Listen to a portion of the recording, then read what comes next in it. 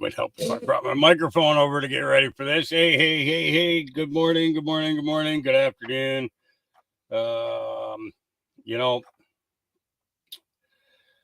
oh man, it just keeps coming. It keeps coming.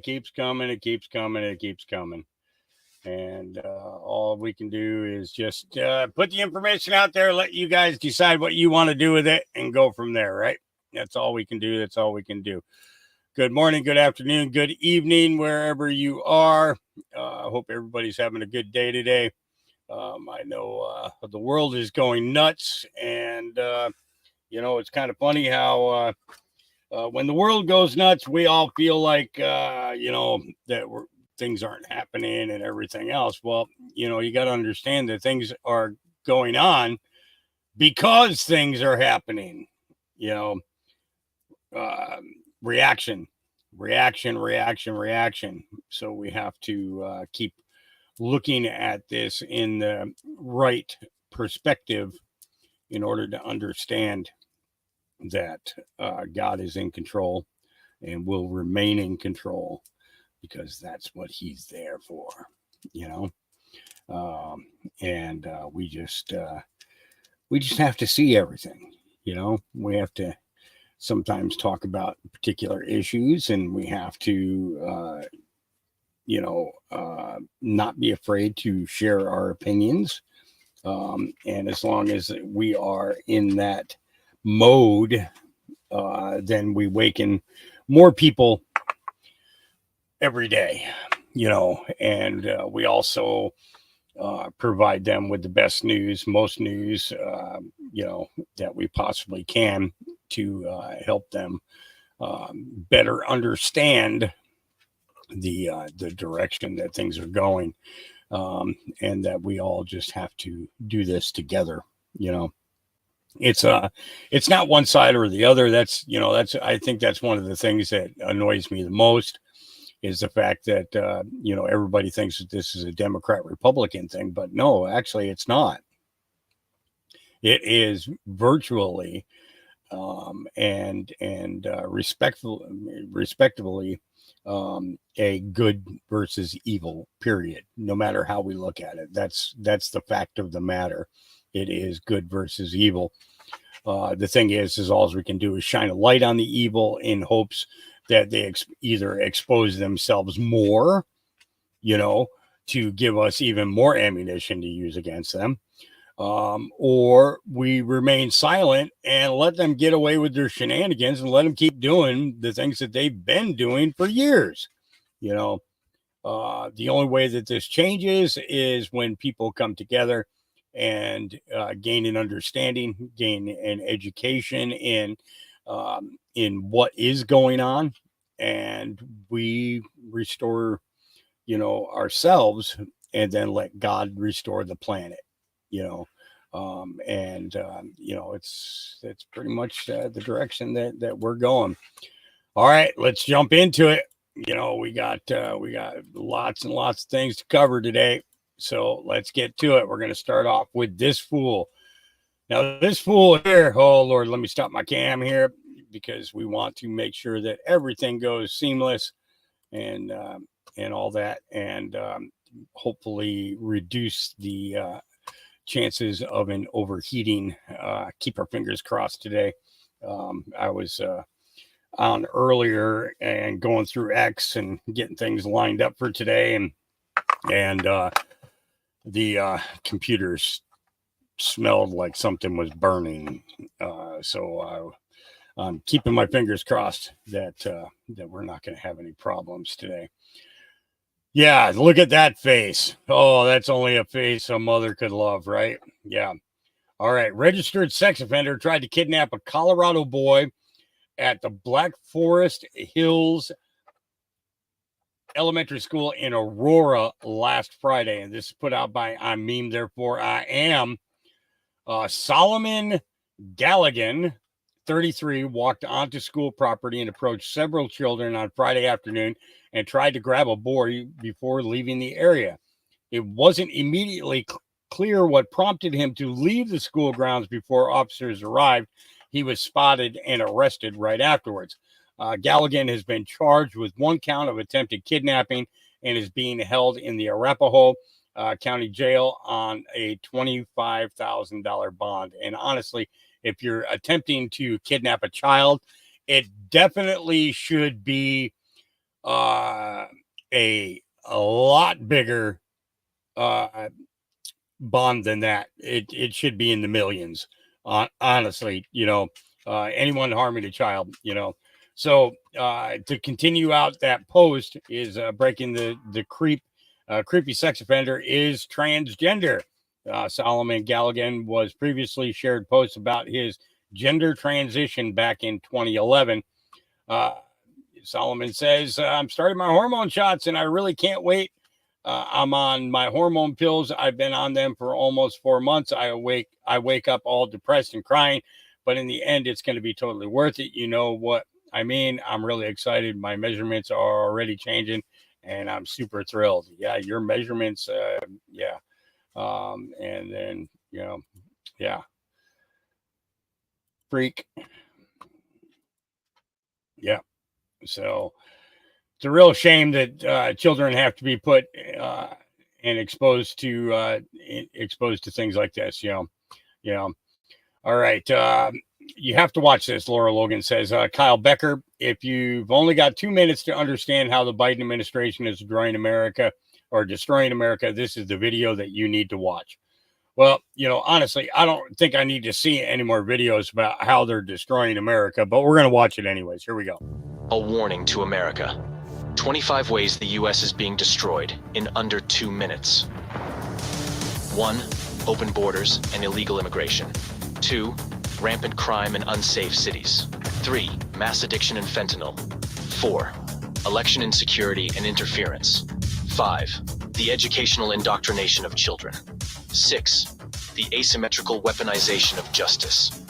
7. The destruction of private property rights. 8. Inflation and debt. 9. The global depopulation agenda. 10. Record low fertility and plummeting birth rates. 11. Unaccountable federal bureaucracies. 12. Toxic food supply. 13. Vaccine and pandemic disinformation. 14. The transcontagion and sterilization of children. 15. Overprescription of pharmaceuticals. 16. Destruction of the nuclear family and parental rights. 17. DEI and the new racism. 18. Moral and societal decay. 19. The financing of endless foreign wars. 20. The sprawling surveillance state. 21. The centralization and consolidation of government power. 22. The destruction of trust in institutions. 23. The censorship industrial complex. 24. State media propaganda. 25. The smearing of those who challenge it. Mission log 2050-01. Hey, it covered quite a bit of it. I mean, we could probably add another 5 or 6 numbers to that, but we've only got so much time, right? Mr. Wickwire, the absolute greatest 5 minutes. Well, we'll have to see about that. Now, I like Glenn Beck. Do I trust Glenn Beck? I'm like really, really seriously on the fence about him. Because of the fact that, there was just so many narratives before that he kind of just ran along with and stuff like that. But I always try to give everybody the benefit of the doubt and, let them show their true colors through, whatever medium they're using. We sit back, we watch, we wait, we see, and a lot of people have revealed their true nature to us. And we found a lot of that sitting here watching these videos together and sharing the news together and having these conversations, whether in chat or on panel or whatever. So the best that we can do is just share the information and go from there. So here we go. Glenn Beck. I think I just have to like this. I don't know about you, but I'm tired. I am worn out. I am fed up. I've had enough. I am tired of exposing corruption, doing our homework, going overseas and having documents translated to make sure they're exactly right, presenting the evidence. We know what's happening, except then once we expose it, nothing happens. Nobody goes to jail. Nobody pays for a damn thing anymore. Nothing. If you and I did half the things that people in Washington do every day, you and I would go to prison. Clinton got away with it. Even the left knew that the Clinton Foundation was dirty. They sold uranium to our biggest enemy, Russia. Nothing. No. She can take confidential, top secret emails and put them on her server at her home, something you and I would go to prison for. We would be in prison for the rest of our lives. Not a big deal. Benghazi? No. Not only did we show you that we were gun running to a group in Syria that became ISIS, that's what we were doing in Benghazi. Not only that, but just the killing of a U.S. ambassador, and, might I point out, on Veterans Day, we abandon our troops. Did anything happen? Nope. Nope. Mm-mm. Nothing. Nothing. I'm tired of it. I'm tired of actually being open and saying, okay, well, let's look into the spying on this presidential candidate. That's a pretty hefty charge. Were they doing it? And then finding out, yes, they were, and nothing happens. He was colluding with Russia. My gosh, that should be the biggest scandal of all time if that were true. If it wasn't true, and it was started, and evidence, paperwork even showed that they knew, all the way to the White House. You'd think that would be even a bigger story. Lying to the FISA courts, nothing. Creating an enemies list, nothing. Using our own intelligence agencies to assist in this operation. Spending millions of dollars on a claim they knew that wasn't true. The collusion on Russia, they knew it before the president was ever elected. The scandal. The loss of billions of tax dollars in Ukraine, no big deal. The lies and the collusion with the Obama administration in Ukraine, no big deal. Hunter Biden, forget about Burisma. What was that, $7 billion? Who cares? Look at Hunter Biden and his father in China. Oh, but we don't have any proof of that. Yes, we do. We have all the proof anyone who cares to be honest needs. We have all the documents on his own frickin' laptop, which have been verified for people that were working with him, who were Democrats that had those same emails on their computer. Nothing. The scandal of our Justice Department, the deep state, which I didn't believe in 4 years ago. My gosh, you've got to be dead and probably voting in the last election if you don't see the deep state. The corruption of our media telling us to deny our own eyes. There's a car on fire, and they're like, oh, nothing's happening here. It's totally peaceful. There's a car on fire behind you, but we're not supposed to notice that. Good has been made evil, and evil is made good.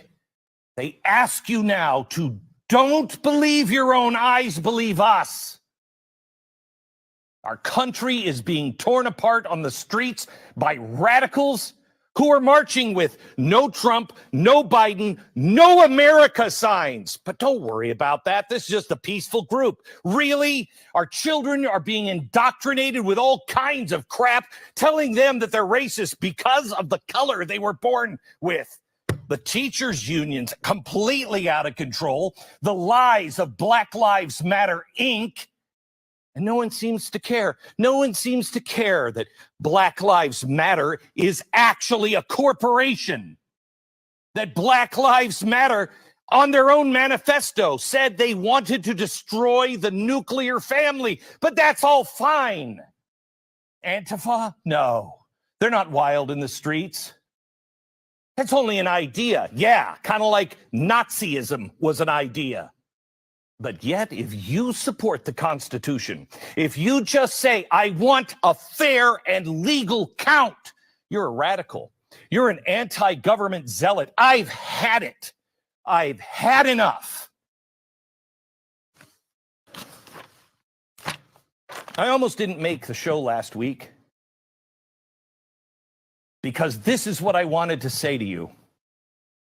Except it would have been followed with, so see you later. So that. Yeah. Well, I think I just have to say it like this. we've all felt that way for quite a while, Mr. Beck. All of us. Yep. Shocking footage. Carnival Cruise Lines caught on camera helping illegal aliens invade the United States. So Carnival Cruise is actually picking these people up. Yeah. Yeah, it's and you got to love these fact checkers. These fact checkers are coming in. Again, I don't trust these people. I don't trust any of them.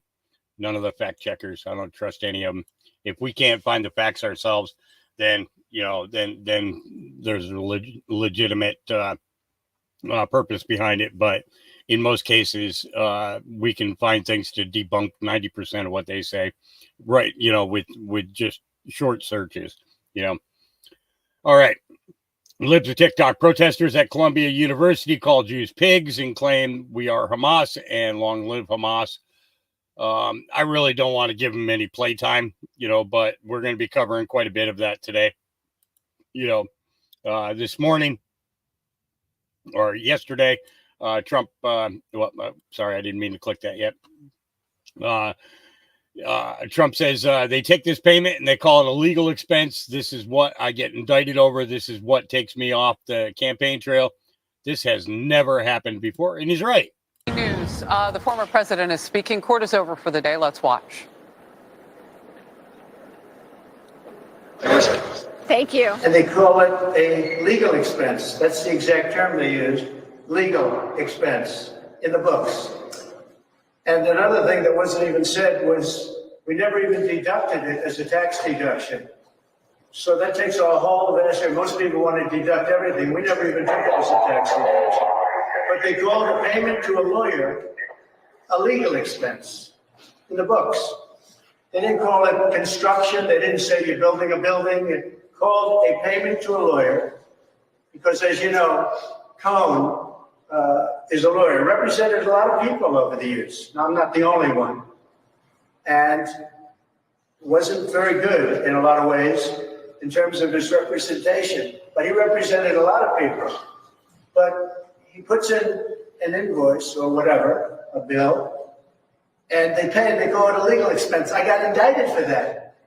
What else would you call it? Actually, nobody's been able to say what you're supposed to call it. If a lawyer puts in a bill or an invoice and you pay the bill and in the book, it's a little line. That's a very small little line. I don't know if you can even write more than 2 words. It's not like you can tell a life story. They marked it down to a legal expense. This is what I got indicted over. Think of it. I got indicted. I'm the leading candidate. I'm beating Biden. I'm beating the Republicans now. I have the nomination. And this is what they try and take me off the trail for. That checks being paid to a lawyer. He is a lawyer, or was a lawyer. And also the things he got in trouble for were things that had nothing to do with me. He got in trouble and went to jail. This had nothing to do with me. This had to do with the taxi cab company that he owned, which is just something he owned, and medallions and borrowing money and a lot of things, but it had nothing to do with me. He represented a lot of people over the years. But they take this payment and they call it a legal expense, and you heard it today for the first time. This is what I got indicted over. This is what took me off and takes me off the campaign trail, because I should be in Georgia now. I should be in Florida now. I should be in a lot of different places right now campaigning, and I'm sitting here. And this will go on for a long time. It's very unfair. The judge is conflicted, as you know. It's very unfair what's going on. And I should be allowed to campaign. And whoever heard of this, you got indicted for that? People in the court just said to me, I can't believe it. This is the case. So we did nothing wrong. The other thing is, if this were such a great case, why didn't the Southern District bring it? Who looked at it, turned it down? Why didn't numerous other agencies and law enforcement groups look at it? Because it was shown to everybody. And very importantly, why didn't the federal elections do anything about it? Because this is federal, it's not state. They're trying to make it a state case, whatever. And it's not state, it has nothing to do. It's never happened before, I believe. It never happened before. This has never happened before, where the state tries to insert itself in federal elections. Nobody's ever seen it. But you know, federal elections took a total pass on it. They said essentially nothing was done wrong, or they would have done something about it. They're tough. They would have done something about it. But they said nothing, and they said, we're going to take a pass. Because they couldn't even believe it. Actually, if you read their letter, they couldn't even believe it. They were incredulous. And yet, Bragg mixed it up. Now, with Bragg, if you look, when he first came in, he didn't want to do it. He didn't want to do it. Now, when are they going to look at Pomerantz and what Pomerantz did? Because that's bad stuff. And when are they going to look at all the lies that Cohen did in the last trial? He got caught lying in the last trial. So he got caught lying, pure lying. And when are they going to look at that? Now we'll go to another subject, because just a few blocks away, as you know, they had a trial on the $175 million. That's Letitia James. It's all coming out of the White House, by the way. And that's in front of Judge Engoron. And the judge really didn't know anything. He didn't know about collateral security. He said, supposing it goes down. Well, it doesn't go down because it's cash. I put up $175 million in cash, and we have a bonding company do it. And he challenged the bonding company that maybe the bonding company was no good. Well, they're good, and they also have $175 million of collateral, my collateral. But the judge didn't know anything about it. He didn't know what the $175 million cash meant. He had no idea what anything meant. And he had no idea what he did in the trial. And he charged me hundreds of millions of dollars on something where I'm totally innocent. But if you look at what happened today, Judge Engoron should not have done that trial. Should have gone to the business division where they have complex business trials. But actually, it should have never been brought, because I didn't overestimate. You know, they say I overestimated. If you look at the numbers, they're underestimated. I underestimated. I did the opposite of what they said. And the reason that they tried to, and they did it for their own narrative, they valued $1 billion asset at $18 million. They valued other assets in as little, in order to build their narrative. They want to build a narrative. But if you look, and I have a complete record of what happened, Judge Engoron had no idea what was going on, didn't understand the most simple concepts. And this is the man that took a case, and this is why businesses they're moving out of New York, because they can't be subject to this. They'd be put out of business. They're moving out of New York because of it. But Judge Engoron had absolutely no idea what had happened. He didn't realize we put up 175. But when he found out we put it up, he said, what happens if it goes up or down? I said, it doesn't, or they said it doesn't go up or down. It's cash that we put up, all cash. Very few people could do that. And the deal was approved with the Attorney General. You can believe that. But the deal was approved. She just tried to embarrass everybody, and she tried to embarrass a very good bonding company by saying they weren't creditworthy. Well, they were creditworthy, and what was more important is they had a security, $175 million that I put up. But the point here is that the judge had no idea what was happening. And this is the same judge that 2 months ago made a ruling that shook the world. It shook the world because everyone knows going to that trial, I did nothing wrong. And over here, I did nothing wrong also. This is a Biden witch hunt to keep me off the campaign trail. So far, it's not working because my poll numbers are higher than they've ever been because the public understands that it's a witch hunt. Thank you very much. Mr. Trump, what was it like hearing the Access Hollywood tape? Are you worried about Stormy Daniels testifying against you? Yeah. Just not too much I can say about that. Yep. Well, undercover Ukraine spies at Walmart. I verified part of the translation. The Americans know Walmart infiltration. The mission cannot continue now. Follow the procedure and tell them we are compromised. What's going on in America? Here we go. Hey, y'all watch this. So this chick from the Ukraine get hemmed up in Georgia for stealing on the job. But listen to what she says in this phone call. Charlie want female custody. All right. You have anything? Here, hold on. Give me 1 second. Give me 1 second. Do you have anything? Let me know. She don't speak no English, so. She is talking to me in perfect English right now. Okay, give her 1 second.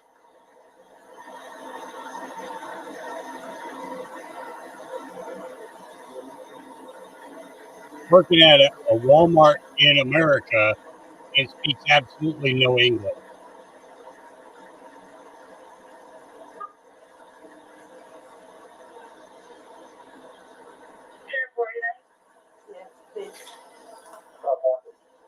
It's key work.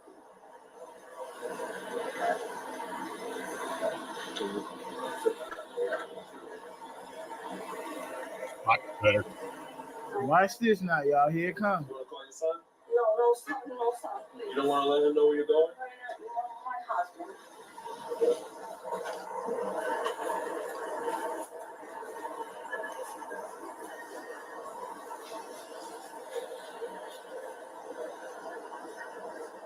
No, yes, He speak English? no. No. Check it out now. No, only. А вот, Саша, меня забирают в тюрьму за то, что я воровала продукты в Walmart. Вот сейчас я стою The Americans know полицейская машина, меня садят и будет суд. Walmart infiltration. Саша, я тебе серьезно сейчас говорю. Когда ты не успеешь, меня сейчас посадят и The убьют. mission cannot continue now. Я тебе серьезно говорю, я сейчас здесь стою, у меня Follow the procedure and tell them we are compromised. Ой, я не могу, Саша, все, это просто пиздец. Да, забери, пожалуйста, Богдана и скажи, что Богдан тоже увольнялся, скажи, что просто там... там в начале, и все. Ну, короче, все, Саш. Ну, все, Саш, вот так вот, все, теперь я не знаю, что успокойся, но это ужас, мне стыдно, я дура. Окей. А куда, where is we go? Address, I will have to get. I'm not sure what the address is from the top of my head. But once we get down there, you'll be able to write down his phone.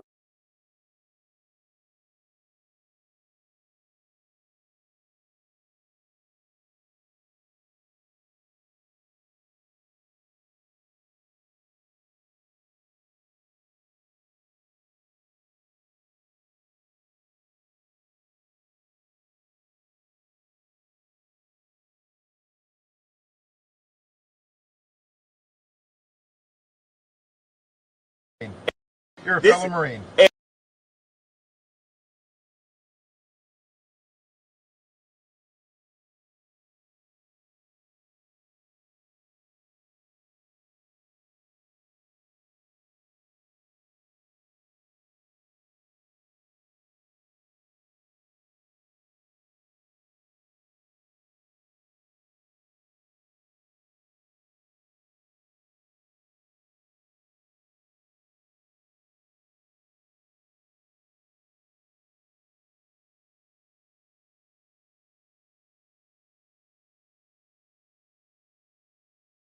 You're a This fellow Marine. Listen, man, I'm really on orders. Okay. And you probably don't believe me, and you probably don't even care, and it's okay. But people are getting hurt, and this ties into a whole bunch of stuff. They've been selling our weapons and our fucking military equipment over in Mexico to the cartels. And I've been able to prove that, and that's why I'm supposed to go back to the Master Chief Petty Officer of the Navy, because there's boats. If you ride around in Chula Vista and go right over there by fucking, what is that called? The industrial plaza, by the Food for Less, and you'll see there's Navy boats that came from the SEAL boat installation that they took out, and they're taking them apart and they're taking them across the border. All of that stuff is going across the border, and I'm not lying to you, man. Well, Marine, I wish you all the luck. Semper Fi. As I'm a former Marine myself. we're gonna need a lot more than luck. If those cartel members use that stuff against us, and they are going to use that stuff against us, we're gonna need a lot more than luck. Okay. Thank you so much. Godspeed. Yeah. Lots of information coming out in regards to that, too. We'll cover a little bit more of that. Busted. So, this is very interesting. Pay close attention. I am Ukrainian, and this is my car. I am Ukrainian, and this is my church. I am Ukrainian, and this is my bridge. I am Ukrainian, and this is my gas station. I am Ukrainian, and this is my school. 2 seconds earlier.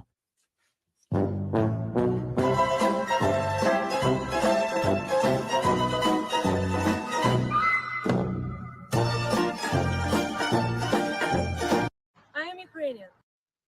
Yeah. Lots of things going on. Okay. Jews prepare to slaughter red heifers to fulfill prophecy.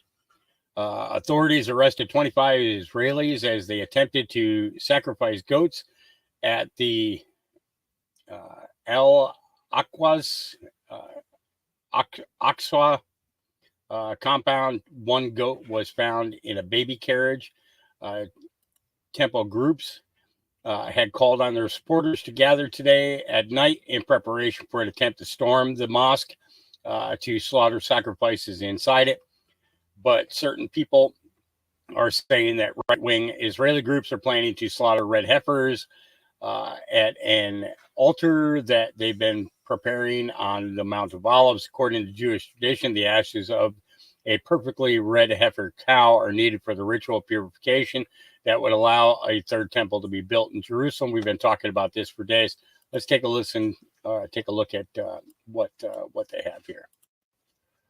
You're going to have to read, guys. As Passover approaches, Jewish extremist groups have again pledged to take over the Al-Aqsa Mosque compound under the protection of Israeli security forces. Palestinians view the move as a violation of the status quo. The Jordanian Waqf, or Islamic Trust, that manages the compound, has criticized the planned incursions. Every holiday that passes for the Jews, tensions and violations occur, and this is unacceptable. Everyone has his own holiday, so it's not permissible to mix and merge Jewish holidays with the blessed Al-Aqsa Mosque. Even though Jewish worshippers are not allowed to pray, many usually do. It's a way to establish a presence inside the compound. We are inside the Al-Aqsa Mosque compound, where ultra-nationalist and extremist Jewish settlers are planning to storm Al-Aqsa in large numbers during the Jewish Passover holiday. They're also planning to slaughter 5 red cows. Slaughtering a red cow is believed by Jewish extremists to be a divine commandment that paves the way for the building of the third temple, replacing the Dome of the Rock. Sheikh Sabri warns that allowing Jewish groups onto the Al-Aqsa Mosque compound to perform any rituals is an unacceptable provocation and could spark widespread outrage and inflame tension. As for the issues of the red cow, this is a matter related to their beliefs, and we have nothing to do with it or Al-Aqsa's relationship with it. We demand that the issue of cows be kept away from the issue of Al-Aqsa. The war on Gaza has entered its 7th month with no end in sight, and one reason for the Hamas attack on southern Israel is hardly mentioned. In a speech, Hamas military brigade spokesman Abu Ubaida blames the Jews for bringing red cows to the Holy Land. Israel imported 5 red heifers back in 2022, and some Jews and Christians believe the key to rebuilding the so-called Jewish temple is to hasten the arrival of the Messiah. It is clear that the presence of the current extremist government led by Ben-Gvir is one of the major instigators against Al-Aqsa and Al-Haram al-Sharif. If this matter happens, there will be a major attack on Al-Aqsa Mosque and are preludes to seizing it. Calls to storm the Al-Aqsa Mosque compound are championed by a small number of extremist groups, but the entire situation could spiral out of control, sparking widespread outrage and anger. Mohammed Al-Qasim, TRT World, Occupied East Jerusalem.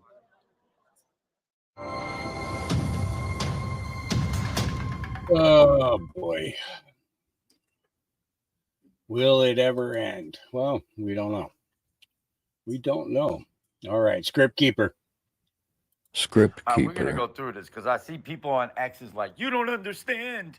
BRICS happened. You don't understand, Script. The Federal Reserve is done. Gold destroyed the Fed. I've been screaming this for 4 years. Same exact one the dude just put in my comment. We know this. It's all U.S. obligators, the debtors, the parties, the corporations. Yes, Donald Trump did that. I'm going to show you some shit that y'all haven't seen. United States corporations, y'all can fucking screenshot it. This is the other one. This was Tallahassee when it first started. I know the whole shit. United States Corporation, Involuntary Chapter 11. Yes, we know. Right here, Federal Reserve and the false flag, the Title IV flag, if you know about trade and commerce, Postmaster General, quantum syntax grammar. Yes, I've been through it all, ladies and gentlemen. I've been through it. Most of y'all didn't see this.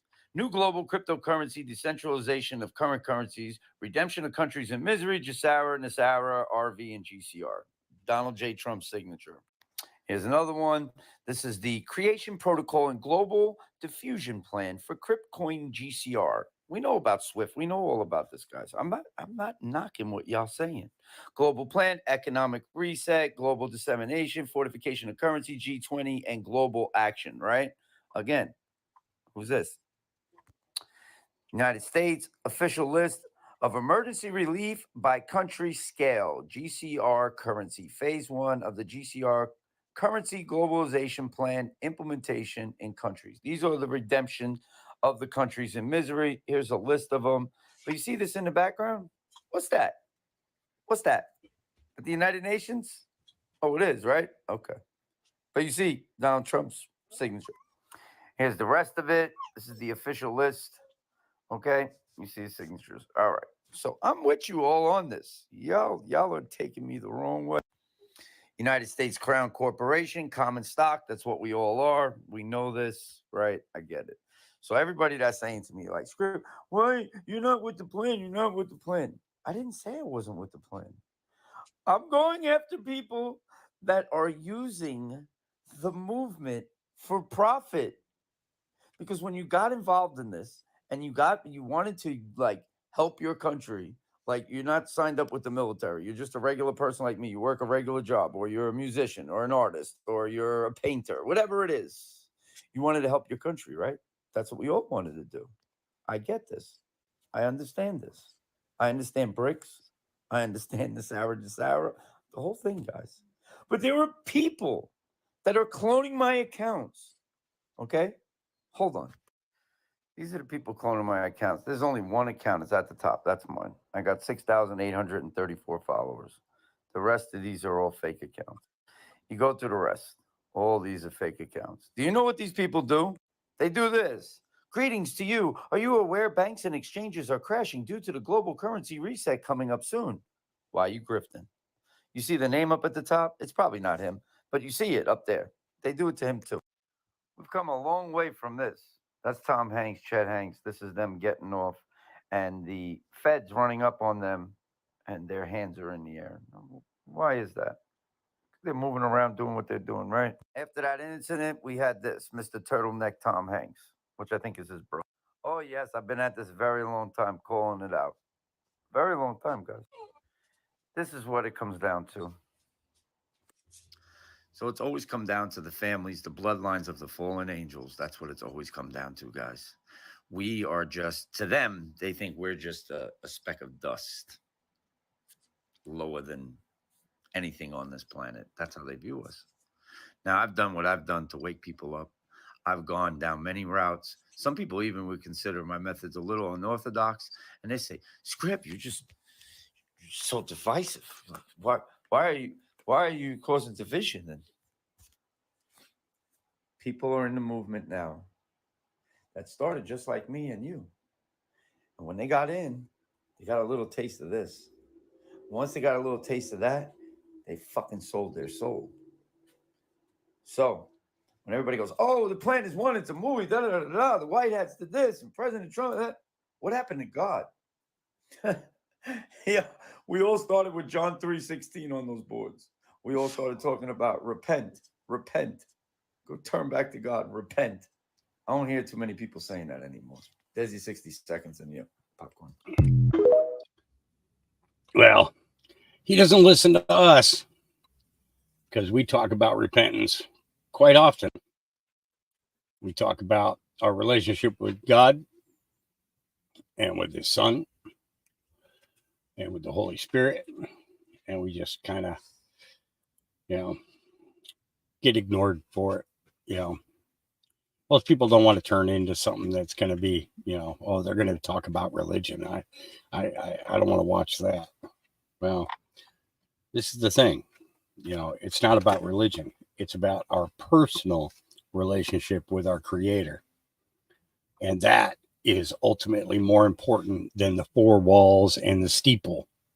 Okay? Because we as individuals are each our own individual church, where two or more are gathered in my name, I will be present. Remember when he said that? Yeah. That means that we got some pretty big churches. We got some pretty big churches for our little itty bitty bodies. You know what I'm saying? Yeah. All right. Here we go. Have you guys heard of the fake scar experiment done by Dartmouth University? It's a social experiment where they drew scars on people's faces, showed it to them, and then told them to go and into another room with interviewers to see if the interviewers would actually treat them differently if they had scars on their faces.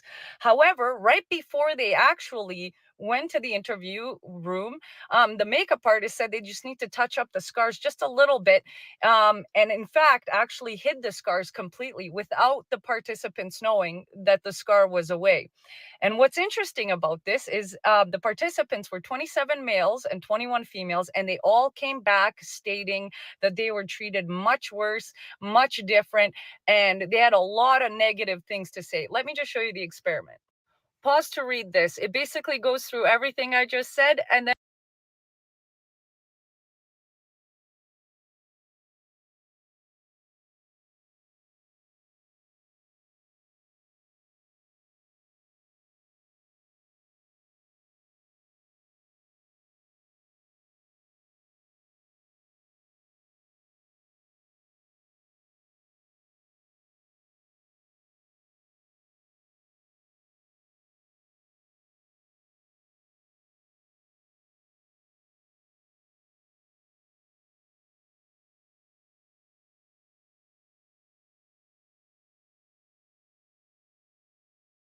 on the second page, I will show you what they actually came up with as the results. At the bottom, you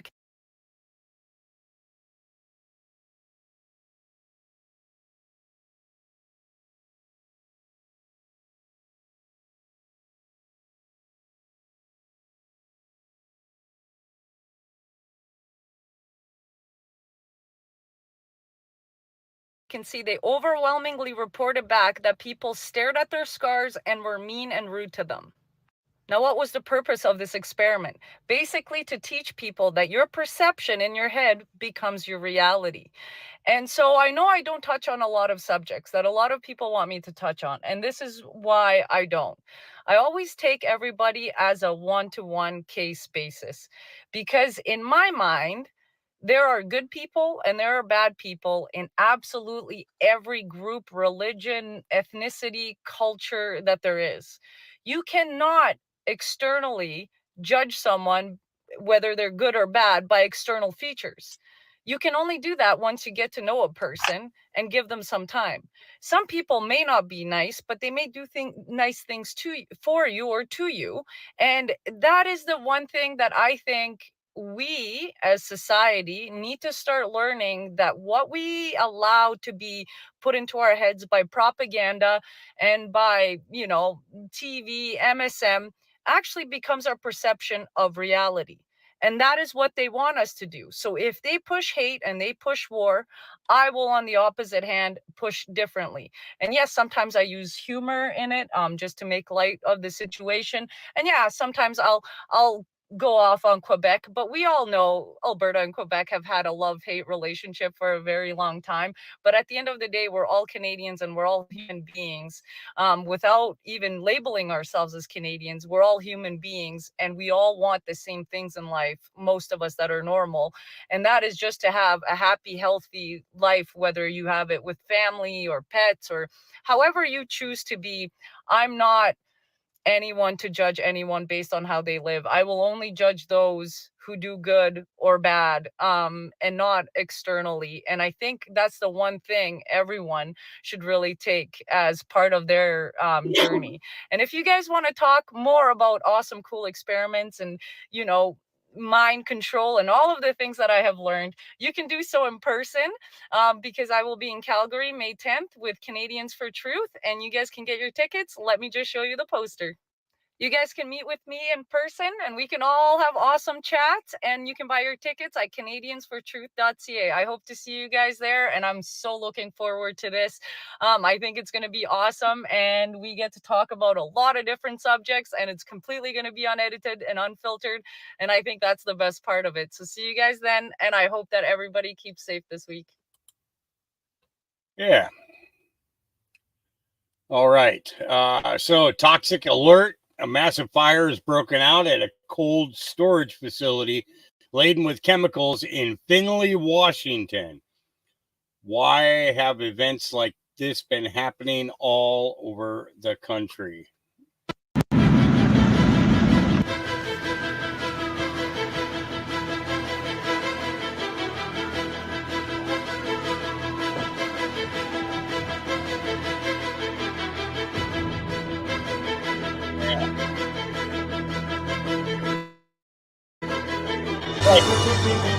What's happening? All right. I thought that this was pretty good. I may get a copyright for it. I don't know, but I can't stop laughing. Here we go. Yo!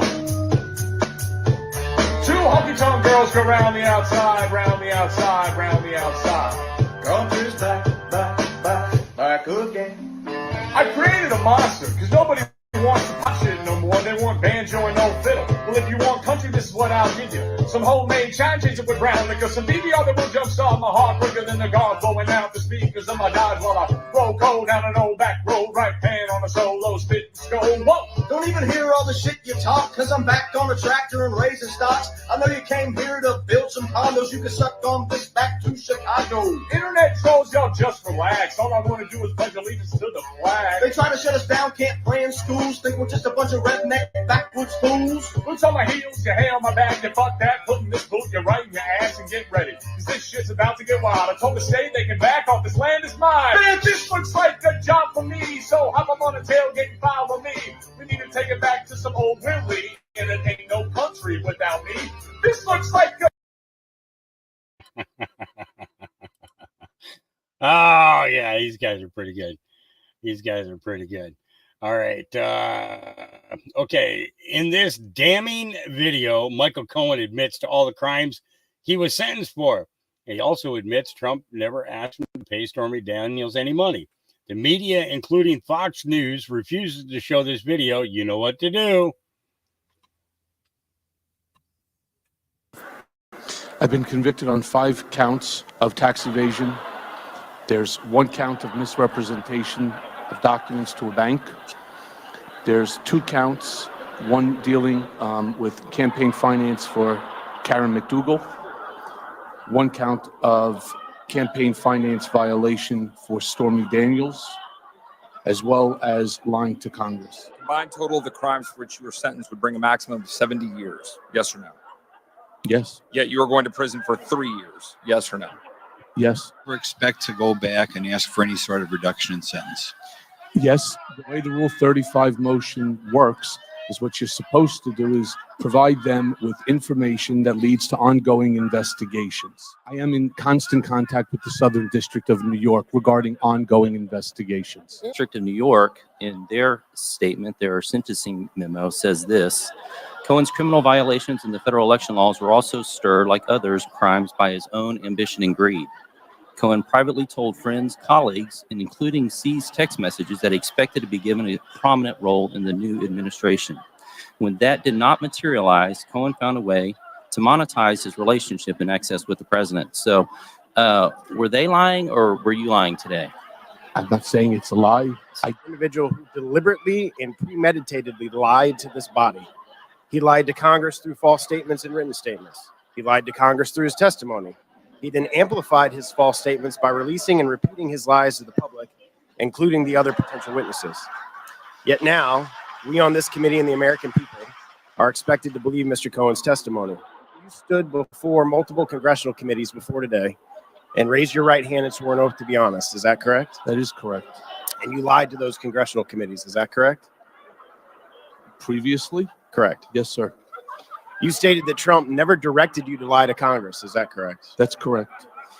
But he never directed you to lie to Congress. He did not use those words, no. Page 13, you claim, and I quote, Mr. Trump directed me to use my own personal funds from a home equity line of credit to avoid any money being tracked back to him that could negatively impact his campaign. Do you have any proof of this direction? Just the payment, sir. So no email? Mr. Trump doesn't have email. So no recording? I do not have recordings, no. No text message? Mr. Trump doesn't text message. So no direction other than your testimony today that that's what the payment was for? Nothing that you produced as part of your exhibits proved that President Trump directed you in any way to make that payment? I don't even know how to answer that, sir. I don't believe there's anybody out there that believes that I just decided to pay $130,000 on his behalf. Well, you were his attorney for over 10 years. That doesn't mean that I pay $130,000. Well, it doesn't also mean that he wasn't paying you for representation of counsel. Okay. Witness for the 116th Congress is a guy who is going to prison in 2 months for lying to Congress. This time, someone convicted of lying to Congress has appeared again so quickly in front of Congress. Certainly, it's the first time a convicted perjurer has been brought back to be a star witness in a hearing. My question to you, was it Donald Trump's fault that you knowingly committed a crime of deception to defraud a bank? No, it's not. How can anybody listen to this pathological person? He's got a problem. He doesn't know fact from fiction. And that's what's sad here, is that you didn't do this for Donald Trump, to protect Donald Trump. You did it for you. This is all about you. You said that, unquote. That's your testimony today. You said you didn't even consider whether it was legal. How could you give your client legal advice when you're not even considering whether it's legal? I did what I knew Mr. Trump wanted. February 13th, 2018, Mr. Cohen, you sent a statement to the reporters that said, quote, I used my own personal funds to facilitate a payment of $130,000 to Ms. Stephanie Clifford, and neither the Trump Organization nor the Trump campaign was party to the transaction with Ms. Clifford, and neither reimbursed me for the payment either directly or indirectly. Was the statement false? The statement is not false. 15th, I interviewed Cohen in his office about the statement he gave the FEC, in which he said Trump didn't know about the Stormy payment or reimburse him for it. Do you recall this meeting with the reporter? I do. What did you talk to Mr. Schiff about?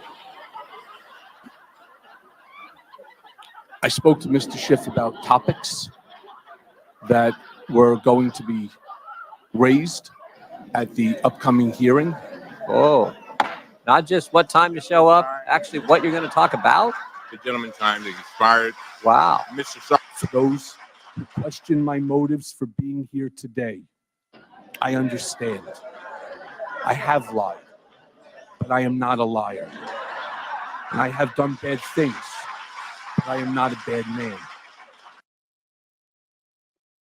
My question is, there was never a question put to Michael Cohen. Did you directly have a sexual relationship with Stormy Daniels?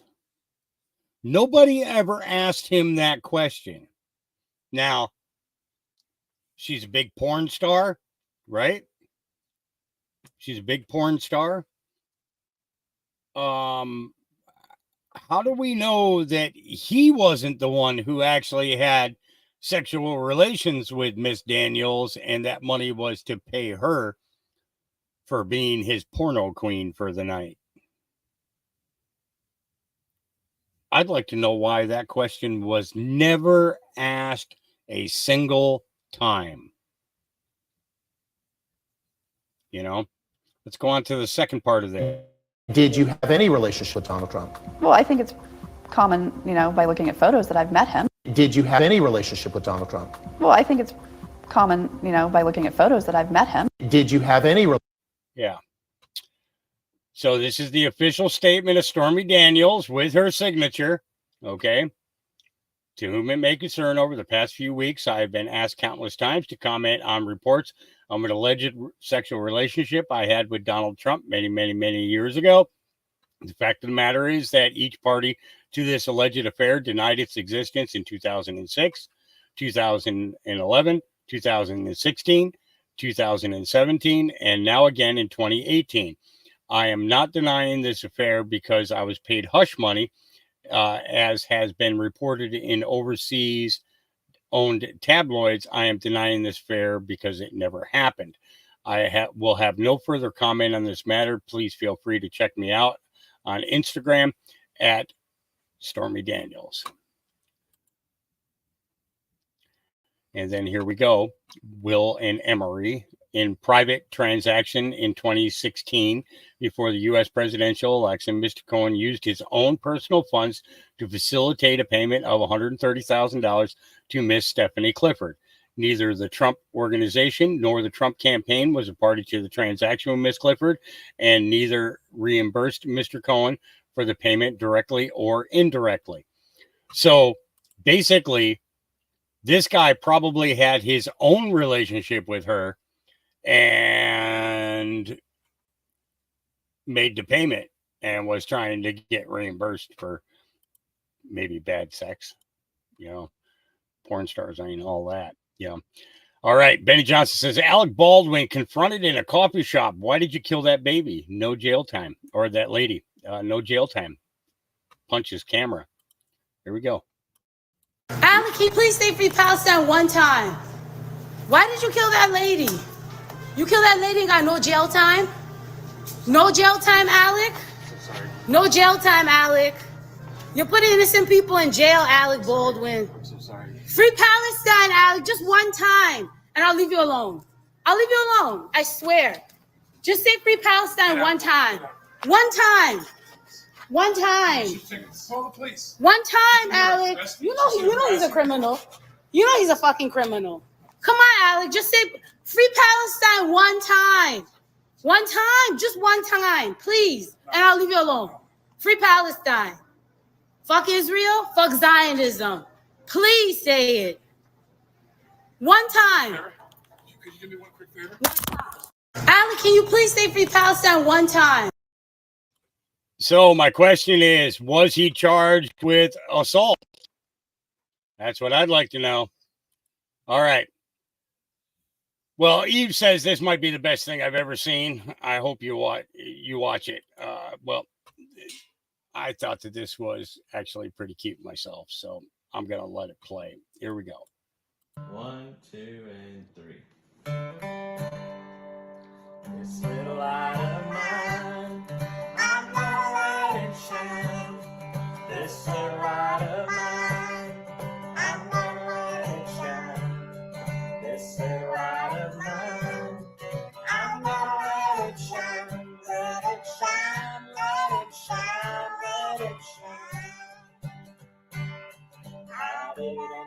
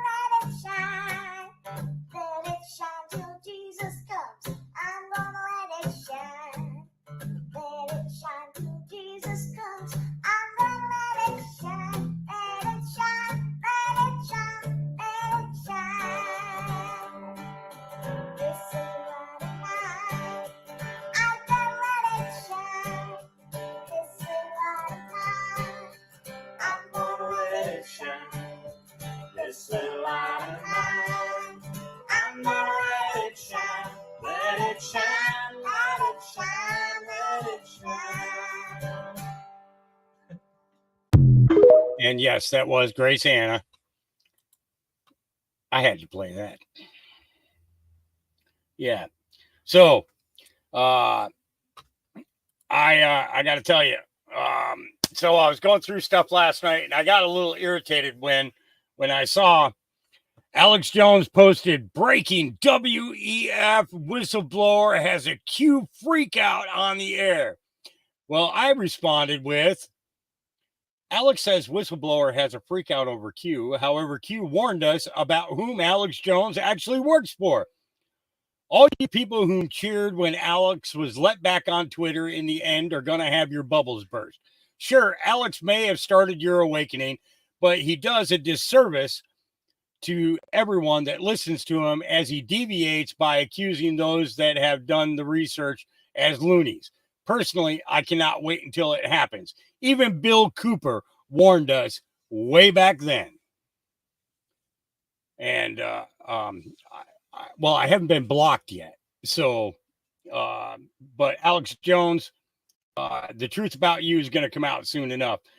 This one here, breaking: Minnesota State Senator Nicole Mitchell, Democrat, was just arrested for first-degree burglary. We're going to cover that in a little bit. There's actually a video that I'm going to play for you guys here in a couple of minutes. Script Keeper with another message, and GMI. Here we go. Script 60 Keeper. seconds in the popcorn. Oh, the operators are jumping out the woodwork today. I'm just looking at this. I put this up earlier on my page, but it just says, I very definitely told General Flynn that if for some reason Donald Trump decided not to run or was legally barred from running, that the general himself would be preferable as a candidate to Ron DeSantis or Nikki Ramada Haley, right? Or anyone else. There was and is no effort to supplant Trump, who, anyways, I didn't get into it. That's basically what he said is whoever is saying that is. So you see all these people, Hunter Biden and all them, and Donald Trump, 91 indictments, everybody else, 0 indictments. Hunter Biden, 0 indictments, the big guy, Joey Bribes. The Clintons, Epstein's, Fauci, COVID criminals, BLM, Antifa, 0 indictment. Donate to fight like a Flynn pack. Trump quit. Michael Flynn. And then Flynn Jr. is like, this is such an idiot meme. You Q freaks are fucking nuts. Q freaks? Weren't you guys selling all the Where We Go When We Go all merch? Didn't Pops take the oath? I mean, he got a lot of us to think that we were digital soldiers. And we were like, yeah, we're on the battlefield, man. Let's go. Let's go. This is such an idiotic meme. You Q freaks are fucking nuts. I'm a Q freaks. Where we go when we go all. Do you have trader's remorse yet? Yeah, all Q stuff. Everybody pushed it. Everybody pushed it. Nobody gives a shit about a new media platform, President Trump. We care about saving the fucking country from a communist takeover. Is he kidding me with this? Of all things to think about now, the president still has options, but it's looking more and more like he doesn't have the guts to take action. This is what you say about people you support. It must be because this is where we're going, right? Y'all can screenshot that one. Lynn, I am very disappointed in his old messages and those vital health issues he failed to mention. Same old stuff. We need encouraging words of how to win now, not what he did. People are hungry for solutions. Sadly, Trump quit. I never heard Trump quit. Never-ending fucking clown show. Honestly, this is why I want nothing to do with the MAGA cult anymore. I love my brother and I love Roger, but cannot take the whole circus seriously anymore. This one's a recent one. His supporters deserve to know where he stands on this continued betrayal. Where is Trump's statement about the $60 billion going to Ukraine? Did he give the nod to Johnson? No, he said to give it to him as a loan instead of just giving him the money so we can get fucking money back. Once again, I'll put that there for you guys. We're just all nut jobs. We were great though to fucking make money off of. I know that. Yeah, some of us we're gonna look at this as it's not gonna be too good for Flynn, especially everybody that's that went along and was behind him. They were good to make money off of. Yep. I support real Donald Trump and will vote for him in November, but he's not immune from scrutiny, especially when it comes to our government fucking the American taxpayer's wallet. When Trump wins in November, it's going to take a lot more than one man to stop the derailment of the greatest nation on earth. Think the fight will be over when he wins? No. Real quick, somebody's saying that there's an email that Trump is saying he's going to go to jail, yada, yada, yada. That means they would take the Secret Service away from him. They'd have to rent the whole wing out, right? Optics. There's a lot of people jumping the gun right now, man. A lot of people. Not going to make it. I'm going to sit back and watch right now. Y'all forgot about NGMI. Not going to make it. 60 seconds in your popcorn. Covers quite a bit there. And again, that's why it's one of the reasons I don't trust Flynn. And I don't respect him either. Not one bit. You know. All right. This is going on live in Chicago. Check this out. So happy the Biden administration wants us all to turn to electric vehicles. Remember Kamala Harris spent all that money getting those electric buses? Meanwhile, in Chicago, there are literally 4 huge city buses that have been idling all day. We've been here for 3 days. Came past here every day. These buses are idling. You know why they're idling? They are warming stations for these illegal immigrants that have just entered into America. They need to stay warm in the buses. As we walk past those buses, there's literally hardly nobody in there, but they're staying warm for the illegal immigrants, and they are letting out all that great fumes into America. But why they are really there, let me tell you why they are really there. Because behind those buses are big white tents that are housing illegal immigrants. And they don't want the city of Chicago, they don't want people like us to see those white tents right back there. Also, that sidewalk right there, we can't walk on it.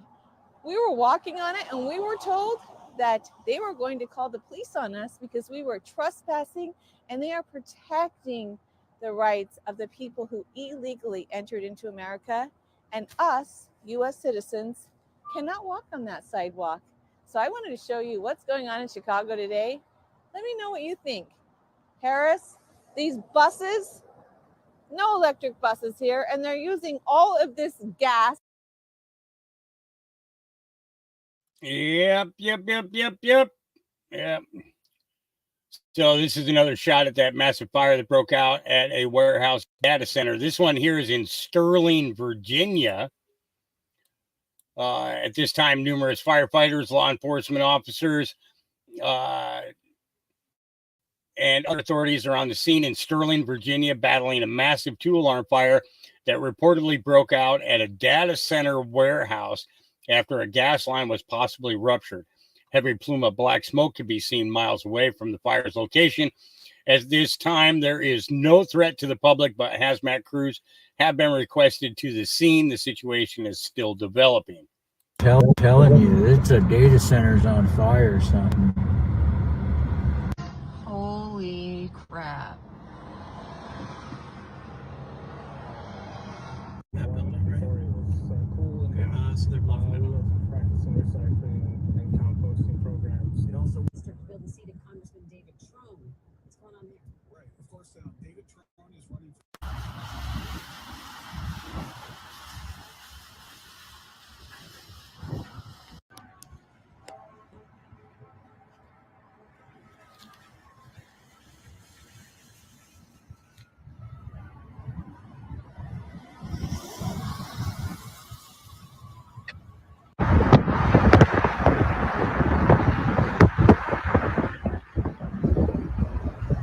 Telling.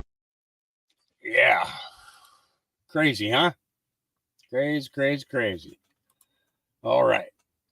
What do we got up next here? Oh, all right. Being ungovernable. This was cute. I thought you guys would like this. Nice little laugh for the morning. Here we go. You're hurting her.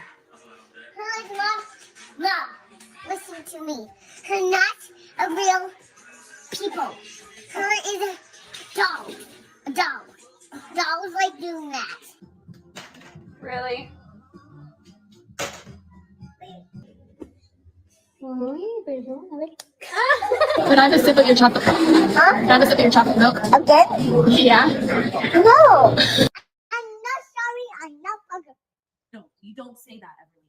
You say, I'm sorry for saying that. No, no, You want me to help, Rose? no. Thank you. No, thank you. What do you want me to do? What about yourself? What'd you say? Change your attitude. I'm not changing my attitude. And we not.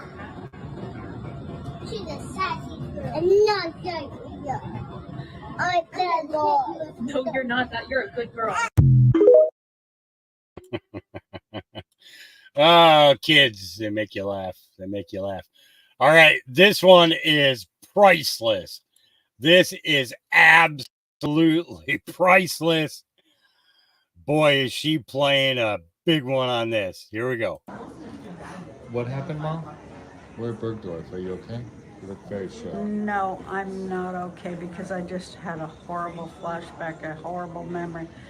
Right now, I realize that 26 years ago, Joe Biden raped me right here in that dressing room in the shoe department where I went in, changed my shoes. Oh my God. He raped me in here. Joe Biden. He raped me right here in the shoe department at Bergdorf Goodman. Are you okay? No, I'm not. I need to sue. I need to sue.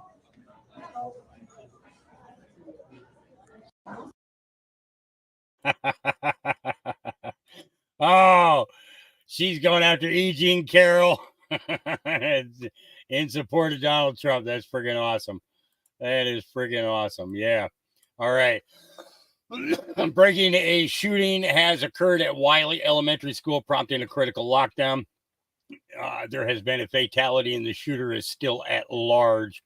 At this time, numerous law enforcement officers are in technical gear along with emergency personnel who are on the scenes in West Richland, Washington, responding to an active incident. Allegedly, a suspect who is believed to be a former school resource officer fired shots at his ex-wife, who is a teacher at the school, but this remains unconfirmed. At least one person is confirmed deceased. The Wiley Elementary School is on critical lockdown as a perpetrator is still at large. The situation is currently active and developing. Yeah. Scanner traffic has said that there is one confirmed code 60 on this, meaning one deceased. I do not have any more information than that. 48 will be out. Highland address. County 48, 1540.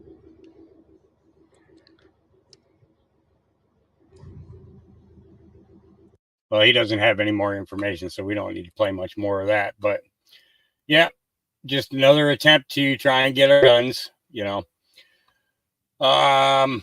Okay, today's show with Matthew was another eye-opener. This message from him was so sincere and comforting to other whistleblowers who are now coming out against the infiltration within our own. Thank you, Matthew and She Shed Truther. Watch the full show here. We are actually going to watch that today. I'm not sure how long it is, though. I got to be careful because I am low on fuel. So, okay, it's an hour and a half, so we should be able to get it in. So, we'll get to that in just a little bit. Ian Miles Cheong, this is why the media wants to silence Bishop Mari Emanuel and why they are so quick to try and discredit him after the attack in Sydney's West. Does it make sense yet? Well, what is happening is nothing but deliberate evil action by the secret societies. What does it benefit a man if he gains the whole world, yet at the end loses himself? So what you're a prime minister? So what you're a president? So what you're a king? So what you're a church leader? Stop enslaving people. And enough lies.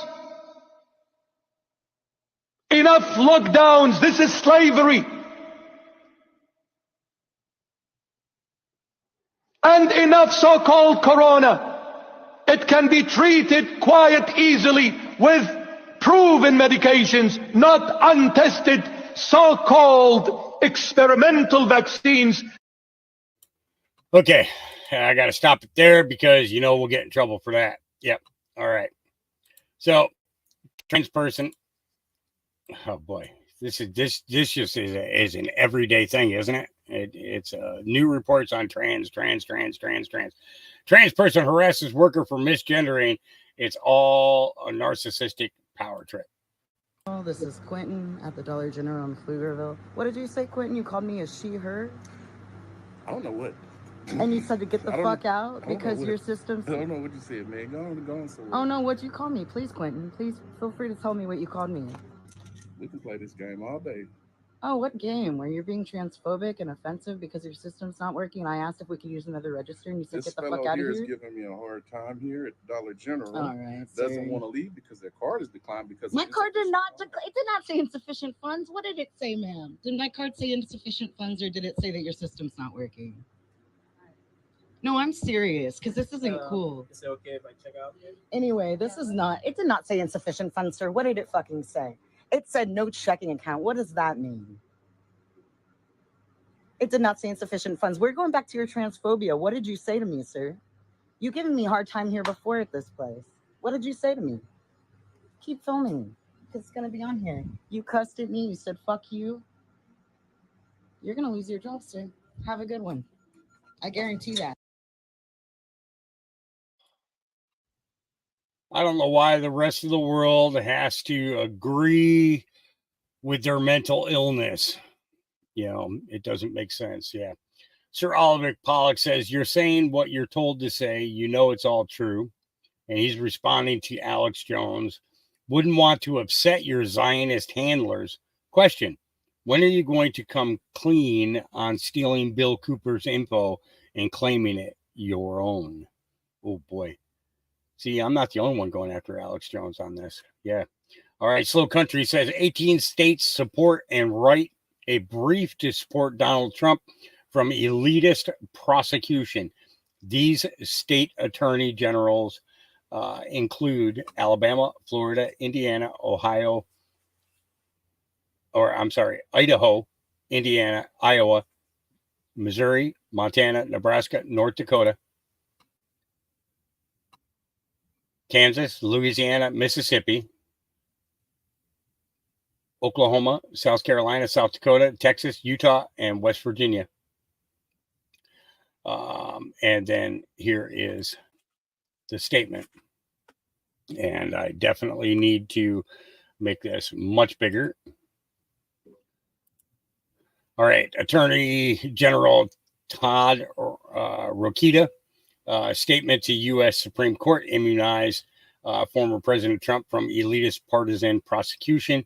As the U.S. Supreme Court prepares to hear oral argument April 25th in the matter, Attorney General Todd Rokita is strongly advocating that presidential immunity be given to former President Donald Trump to protect him from partisan political prosecutions pertaining to conduct involving official actions he took as president. As president, Donald Trump built a strong economy, secured the border, and brought America back to greatness. Attorney General Rokita said, ever since he left office, his political enemies have schemed ways to keep him from ever becoming president again. Our mission is to make sure the American people, rather than these corrupt elitists, keep the power to choose the American president. A special counsel appointed by Attorney General Merrick Garland waited until nearly 3 years after the events of January 6, 2021, the day that protesters stormed the U.S. Capitol, to indict President Trump for his actions on that day. Now, though, the special counsel is rushing to bring the case to trial before the 2024 election. In an 18-state amicus brief led by Alabama and including Indiana, the attorneys general have asked the Supreme Court to prevent partisan-driven criminal prosecutions for official acts to intrude on the constitutional structure and function of the presidency. Besides the DC-based case leveled against him over the January 6th protest, former President Trump also has faced political prosecutions in other cases originating in Georgia, Florida, and New York. The left has made an art form out of weaponizing our judicial institutions against their political adversaries. Rokita said, no matter which side does it, that kind of manipulation is wrong and dangerous to our republic. The Supreme Court, and you notice he didn't say democracy, he said republic. Okay. The Supreme Court has an opportunity to help right the ship. Such a course correction involves affirming that presidents and former presidents enjoy immunity from criminal prosecution for conduct involving their official acts during their tenures in office. At every stage, President Trump is urged that he is entitled to presidential immunity for any actions he took on January 6, 2021. Earlier this year, Attorney General Rokita co-led another effort to protect President Trump's ability to become president again by defending his right to appear on the Colorado ballot over a state court's objection. In a 9-0 decision, the Supreme Court unanimously ruled state courts could not keep President Trump off the state ballots, embracing the central argument put forward in 2 amicus briefs led by Indiana and West Virginia. One of those briefs was signed by 27 states, the other by 25. Attached to this amicus brief filed March 19th pertaining to the January 6th case, a headshot of, yeah.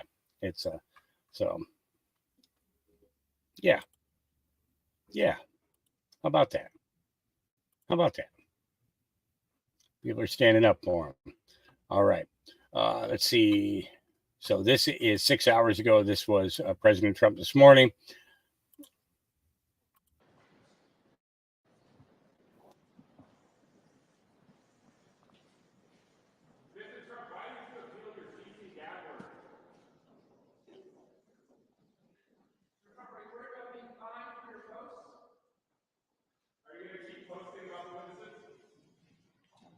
Thank you very much. It's a big day in Pennsylvania, and we hope the people get out there and vote. It's important to vote to let them know that we're coming on November 5th. We're coming big. Today is the preliminary, but still it's very important. And maybe they'll think also about a very good person who's running for the Senate in Pennsylvania, Dave McCormick, and he's doing a good job. He's working very hard, successful man, wants to put his in the country. He'll be a very good senator. So hopefully they'll be behind Dave and get out there and vote today. So Pennsylvania, get out and vote. What's going on at the college level and the colleges, Columbia, NYU, and others is a disgrace. And it's really on Biden. He has the wrong signal. He's got the wrong tone. He's got the wrong words. He doesn't know who he's backing. And it's a mess. And if this were me, it'd be after me. It'd be after me so much, but they're trying to give him a pass. But what's going on is a disgrace to our country. And it's all Biden's fault, and everybody knows it. He's got no message. He's got no compassion. He doesn't know what he's doing. He can't put two sentences together, frankly. He is the worst president in the history of our country. And again, what's going on is a disgrace. Now, it's interesting outside for great Americans, people that want to come down and they want to protest at the court, and they want to protest peacefully. We have more police presence here than anyone's ever seen. For blocks, you can't get near this courthouse. And yet you have nobody up at a college where you have very radical people wanting to rip the colleges down, the universities down. And that's a shame. But it all starts with Joe Biden. The signals he puts out are so bad. And I can tell you, he's no friend of Israel, that's for sure. And he's no friend of the Arab world either. You take a look at what he said. He's no friend of, he doesn't know what to do. He doesn't know what to do. He wants to take like a middle ground. And oftentimes that doesn't work, but it's certainly not working here. But what he's done to Israel is abandon them. And he's trying to be as nice as he can to the other side. Call it the Arab world, but that's not working either because they get him. And he's an incompetent man. A peace will never happen with a guy like this. Thank you very much. How would you want to protest, Mr. Trump? Do you support school sending in police to arrest students and faculty? If Michael Cohen back. You know he's not going to turn around and respond to their questions, but they're going to scream him out there anyways to make it seem like he's ignoring them. Yeah. All right.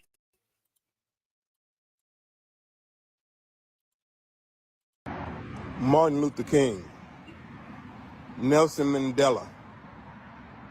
Both of those gentlemen have great prominence, great legacies in world history. Donald Trump will be the next one. Throw him in jail if you want to. Throw him in jail. When Martin Luther got thrown in jail, he came out stronger. When Nelson got thrown in jail, they made movies about it. He got stronger. Throw him in jail. Do it. Because I'm gonna still punch the ballot for Donald Trump. Because I see what's happening to him. The Democratic Party is lynching this man. They've always been a party of hate. They tell your party that, oh, Republicans are bad people. Oh, Republicans hate America. Oh, Republicans, and you could be no further from the truth. Both sides love this place. Both sides understand the value of this place. It ain't about who you like and who you don't like. President Trump, I support you. I hope that everybody that watches this video puts a level of support in the comments. I don't get paid for none of this, not a penny from anybody. I do this because I love my country. I do this because I want my family to be safe. I do this because I want my schools to go back to choice. Okay, I didn't say I want my schools to go back to being, religious. No, I want my school to go to choice. Do I have a choice to send my kid? If I want him to send him to transgender, if I want to have choice. I want him to have choice. I want him to have choice. All right, guys, listen, I'm going to drop an email into the chat right now. If I can get somebody to drop that over on the Facebook side and on the X side, that would be great. Today is Auntie Wells' birthday. And she is not with us because she is out running around gallivanting with her two sisters. Okay. So I would love it if you guys would grab that email address and please send her well wishes and a very awesome happy birthday. That would be great. I would appreciate that very much. And she will too. She doesn't know that I'm doing this. I'm not sure if she's tuned in and listening or not because her sisters aren't exactly fans of mine. But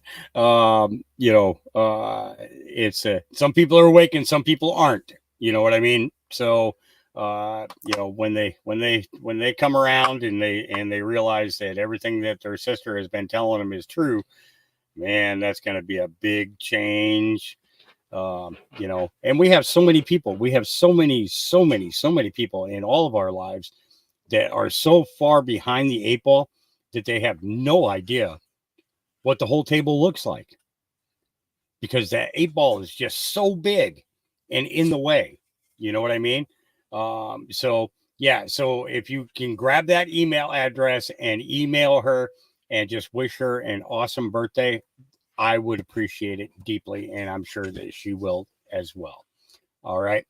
So I don't see anybody posting on the Facebook side, so I'm going to make you guys hang out for a minute while I run off and take care of that myself here. So give me a minute here. There we go. And whoops, and I spelled that wrong.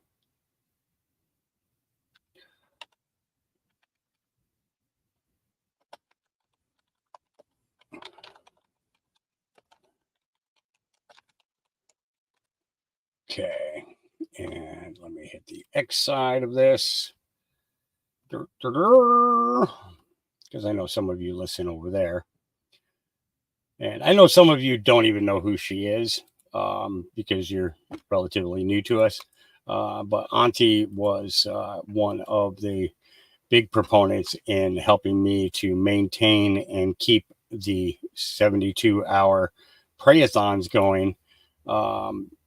And it was she was an awesome help. She's a big prayer warrior.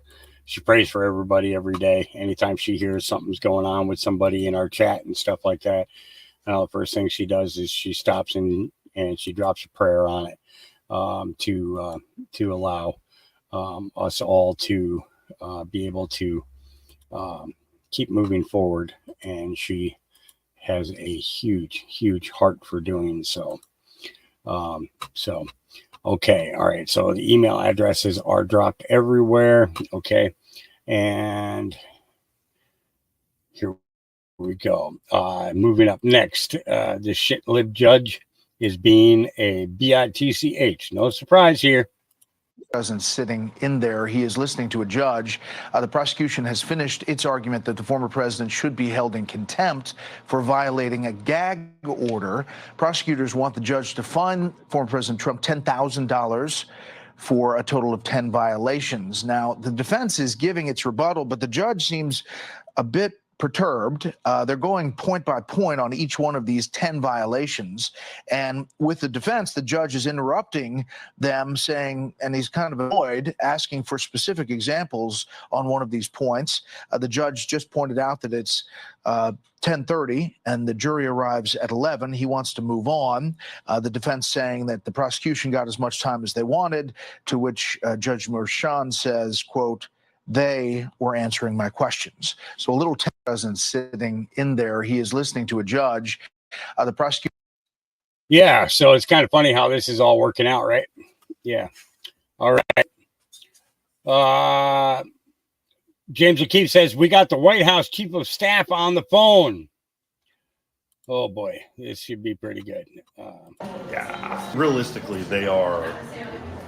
People call him like the second most powerful person in Washington. Let's go ahead and give Jeff Zients a call. I'm actually going to have my colleague do it from a different phone number. Here we go. Let's call Jeff Zients. Hello. Hi, is this Jeff? It is. Hey, Jeff, this is I'm a journalist with O'Keefe Media Group. I want to get your comment on a story we're going to be running with the White House. If you had a few moments, if you don't mind. What's the story? He runs the White House. He runs the White House. Like, he's responsible for everybody that works there. He like helps set the president's agenda. Like, controls what gets said, all that stuff. Is Jeff more powerful than Harris? In some ways, yes. In some ways, no. And is Jeff more powerful than Kamala? Like, not legally, but. So I have a subject in your branch of government, and he's talking about how, quote, "You're the most powerful person at the White House compared to the vice president." Are you more powerful than the VP? I'm not interested in this story. Thank you. Sir, I'd like your Sorry, comment no on comment. that. The American people would like to know. Who would you say is the most powerful person at the White House? Jeff. Jeff? Yeah. Jeff is the most powerful person at the White House. Other than like the president. So all buck stops, like all roads lead to Jeff. Jeff and the president. Yeah. Sir, Thank you. Sir, No comment. Sorry. sir, can you answer the question? The American people are interested. Are you, this is a source I'm not going to reveal, are you the more powerful than the vice president? Why is he so stealth? This is kind of a role.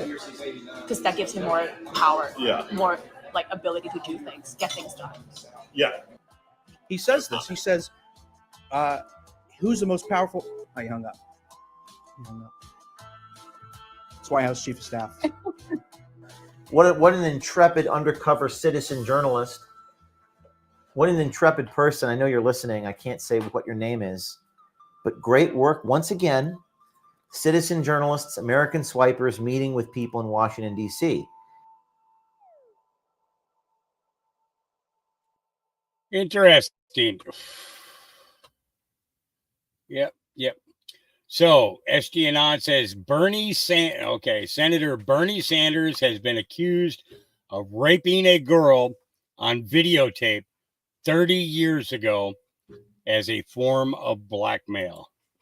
Leading report says, breaking, Vermont Senator Bernie Sanders has been accused of an alleged rape from 30 years ago by a user on X whose name is Jennifer Guskin, and alleges it was videotaped as a form of blackmail. Guskin attempted to sue the government for these claims, but failed to allege a claim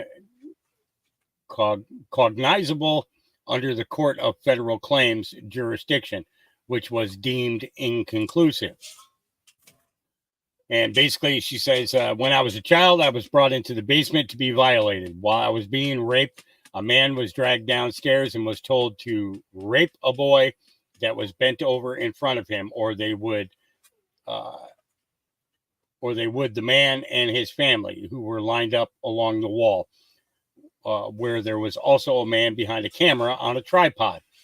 Someone else came up to him and told him, if you don't do it, they will kill your family and nothing can undo that. But if you do it, it'll be fine, because the boy is used to it and no one has to die. To date, that's the hardest I've ever seen a grown man cry. That man is currently sitting in Congress. There is a system of bribery and blackmail controlling the upper echelons of society. The question is, if someone did the deed with a smile on their face because they knew their fortunes would improve, or if they did it with a tear in their eye because they didn't want to hurt the child. The only way we'll be able to expose it is if the blackmailed and the children come together to name those who forced us. That's a tough story. But yep, that came out yesterday. The Dilly meme team says, if you don't want to be a meme, don't be a scumbag. And that goes for everybody. Oh yeah, we're still making memes of Chris Christie. It's funny. I mean, that's the bottom line is this country doesn't have any culture right now, and so our attitude is we're filling a cultural gap, and that's where whether you drop out of a race or not doesn't matter to us. But once you've crossed you said things that you can't unsay, and once you've done things that you can't undo, we're going to keep hammering you, and as long as it's funny and it's entertaining and it gets a million views, we're going to keep publishing that content. I think if you don't want to be a meme, don't be a scumbag. It's not that complicated. It goes to everybody. Yeah, 100%. You can't be a target if you're a good person. You have a legitimately altruistic heart. As soon as you're a scumbag and you know what you're about, and you continue to show yourself, it makes it easy. Makes my job easier.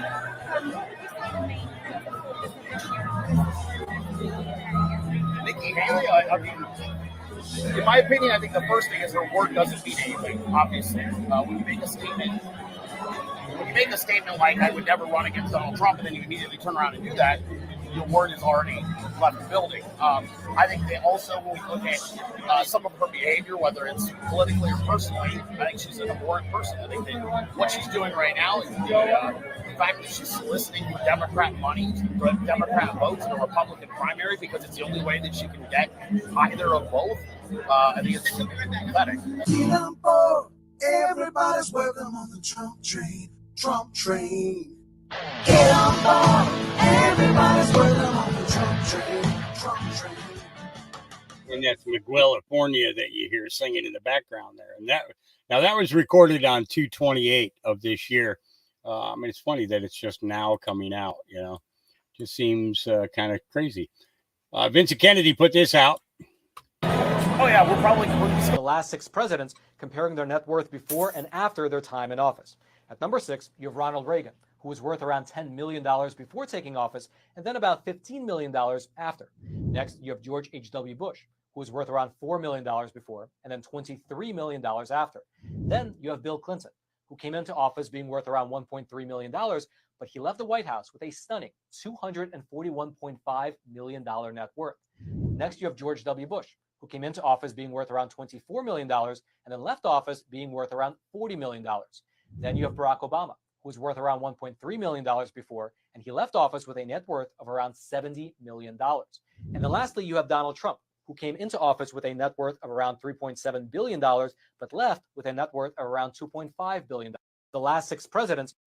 Makes you question where their priorities lie. Yep. All right. Laura Loomer says, by the way, did you know that Alvin Bragg, his wife, Michael, and his wife, Michael Colangelo, and his wife all went to Harvard together at the same time? You know who else was at Harvard with them at the same time? Jonathan Soros, the son of George Soros. Now they are all working together at the same time to get Trump. These people are all longtime associates, and their involvement in the plot to get Trump isn't by accident. Updates to the charge that ties George Soros to the witch hunt against Donald Trump. Yep. And basically it's a little graph there. And then the key sponsors. Yeah. Yep. All right. Cat Turden says treason. Gateway Pundit put out an article. Judge Aline Cannon on Monday ordered key evidence in Jack Smith's classified documents case to be unredacted.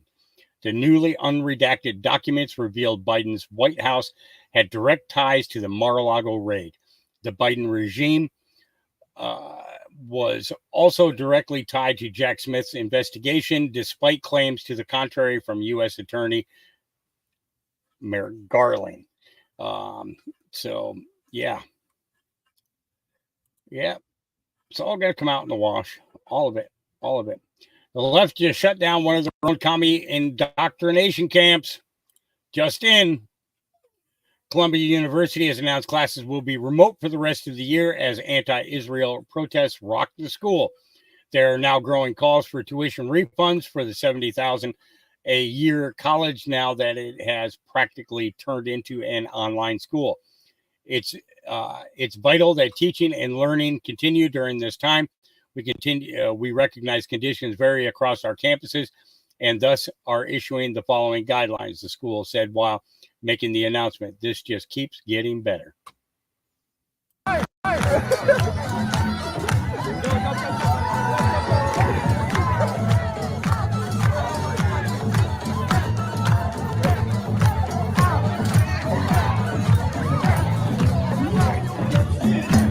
Kids falling into the wrong trap.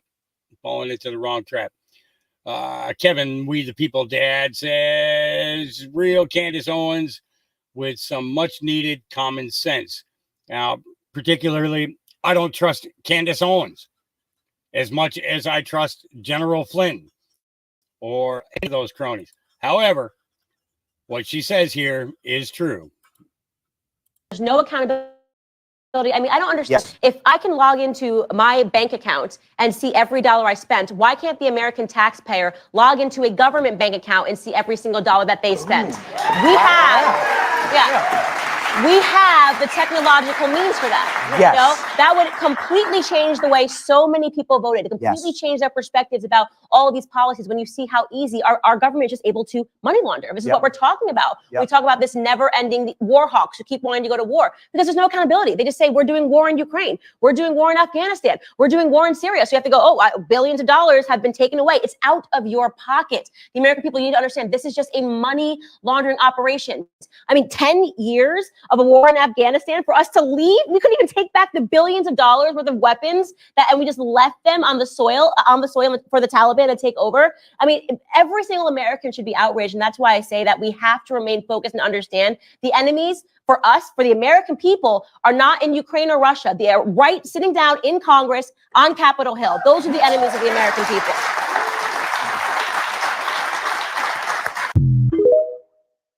Now, like I said, I think she's a paid shill, personally. That's my personal opinion. Okay. Everybody's allowed to have a personal opinion, right? You know, and that's my personal opinion. All right.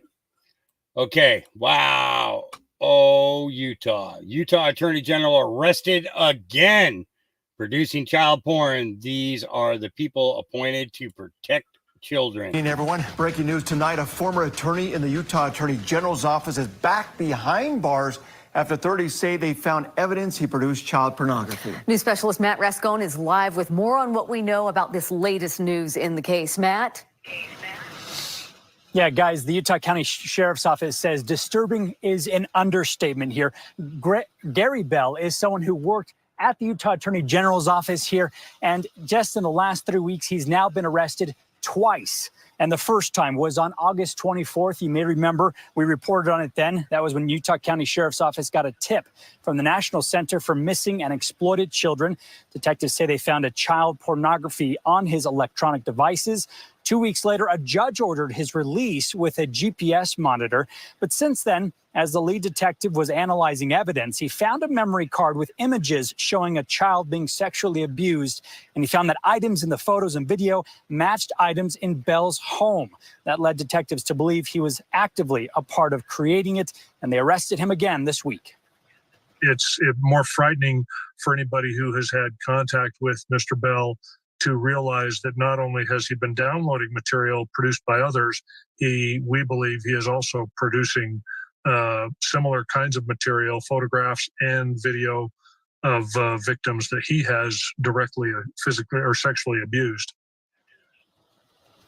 And of course, all of this more disturbing because of his previous job working with the Child Protection Division, again at the Utah Attorney General's office. He is facing several charges, including aggravated sodomy on a child, sexual exploitation of a minor. And right now, the judge has ordered that he will not be released on bail. Guys. Very serious case. Matt, thank you. Yeah, it is a very serious case. Yep. It never ends, Donald Trump Jr. says. Cover up exposed.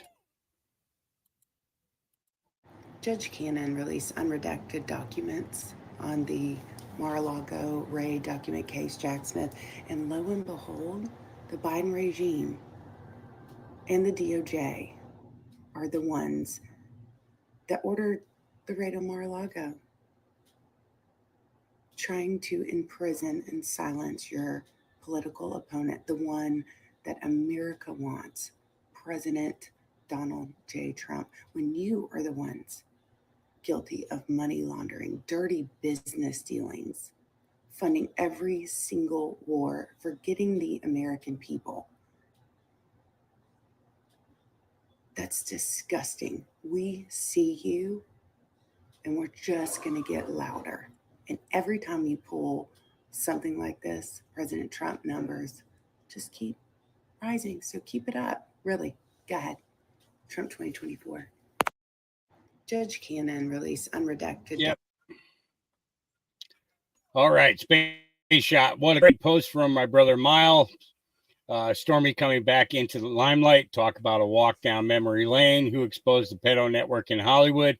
My guess years ago was Stormy or Brittany. Let's take a listen.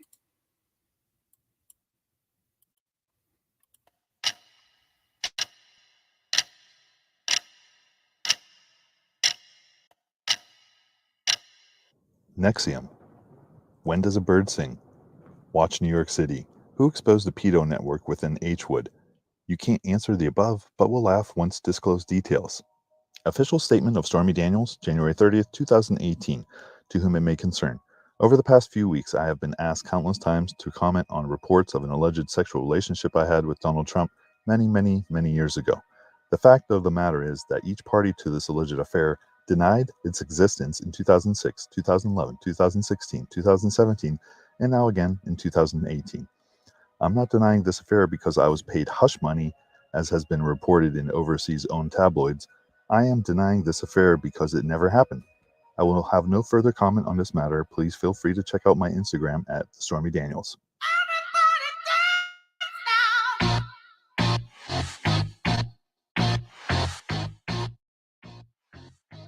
They had to put music. You've got a big storm coming. This is from people in the Trump circle. Eric Trump saying, this just happened. The Ninth Circuit just awarded Trump $121,000 in attorney fees from Stormy Daniels. Order just released. This is an addition, he says, to the $500,000 that she already owes him. Obviously, interesting timing on that one, Brett. Yeah, but it's not exactly the stuff of a political slogan. Vote for me. I collected $121,000 from a porn star I had an encounter with. How good. Bill, your thoughts on that judgment? From the I mean, that was expected. I mean, he's entitled to those fees. The timing, I have to say, is very curious. And it does raise this issue of, sort of the underlying issues that we're talking about here, But I'm afraid, this is just the beginning of the 2 years where, we're going to have a lot of heavy breathing about a lot of legal developments. And it's unfortunate because it'll divert attention from the serious issues that the country faces and we have to wrestle with in this election. Yeah.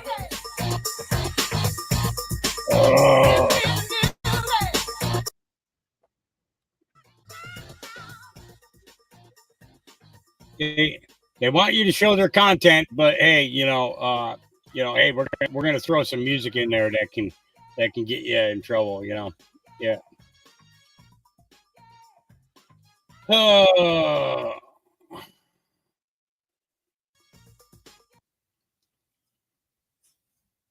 Well, actually, you know what? I'm just gonna. Here is the dome, back with the bass. I'm not even gonna waste my time with it. Yep, Tara Bull, Senator Marsha Blackburn calls for the Epstein client list to be released again. She is asking. Human trafficking has gone from a $500 million a year business to upwards of $150 billion a year. Why is our government covering for those involved? It is so important that we figure out what happened with this sex trafficking ring, this human trafficking ring. You've been talking about the border and the cartels and the amount of human trafficking. And Sean, we know that human trafficking and sex trafficking has gone from being about a $500 million a year business a few years ago to upwards of $150 billion a year. This is modern day slavery. There are women and children that need this protection. This is not about celebrity. It's about criminal activity. It's getting to the bottom of what is going on and seeing who was affiliated and associated with Jeffrey Epstein. So we break these sex trafficking rings. It is so important that. It's continuous hiding it. Santa Servant says, well, this is exactly why Trump is going through courtroom chaos. These dirty politicians fear jail. House Democrats who led an investigation into former President Donald Trump role in January 6th Capitol riots say they were worried about their safety and being arrested if the former president were reelected. Well, if you weren't all a bunch of pedos, we wouldn't have to worry about that now, would you? Yep. All right. I'm not going to go into that one. Here is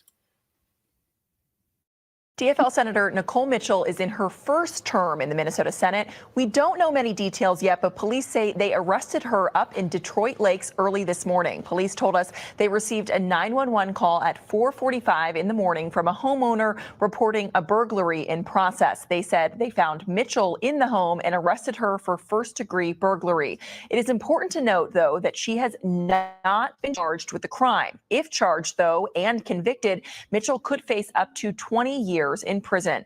A spokesperson for the Senate DFL confirmed the caucus is, quote, aware of the situation and has no comment pending more information. And the Republican Senate Minority Leader, Mark Johnson, said he was shocked by the news of the arrest and went on to say, quote, the public expects legislators to meet a high standard of conduct. As information comes out, we expect the consequences to meet the actions, both in the court of law and in her role in the legislature. Now, Senator Mitchell's arrest and any possible charges that could follow are sure to reverberate in St. Paul, where lawmakers have just weeks left to finish up their work this session. Democrats have just a one-seat majority in the Senate, so every vote is essential to move forward their agenda, and they must adjourn by May 20th.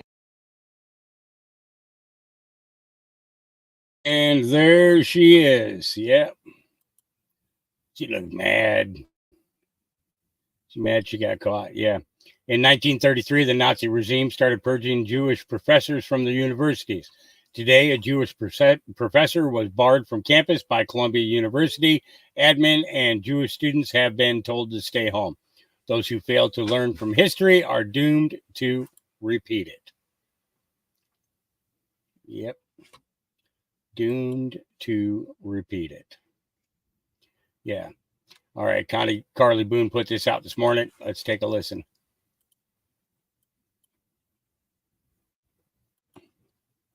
You know what I notice, y'all, and I'm gonna tell you, I don't know if anybody else think like this, but listen to this here. A lot of people, they say they think when they get older, they're gonna be settling down and things gonna be wonderful. They're gonna be peaceful. But let me tell y'all this here, this must be a new day, because guess what, y'all? People my age are still trying to make it. They still trying to figure out how they're gonna make ends meet. A lot of people still got their own homes, but they got to worry about the taxes. Some older people, they got to worry about how they're going to pay their utility bills. Some of those Social Security checks ain't enough. And a lot of times people really think that when I get older, when I get Social Security, when I be able to do it, you better get yourself together now for when you get older. Because people think that when they get y'all just don't have no idea. The young people don't have no idea.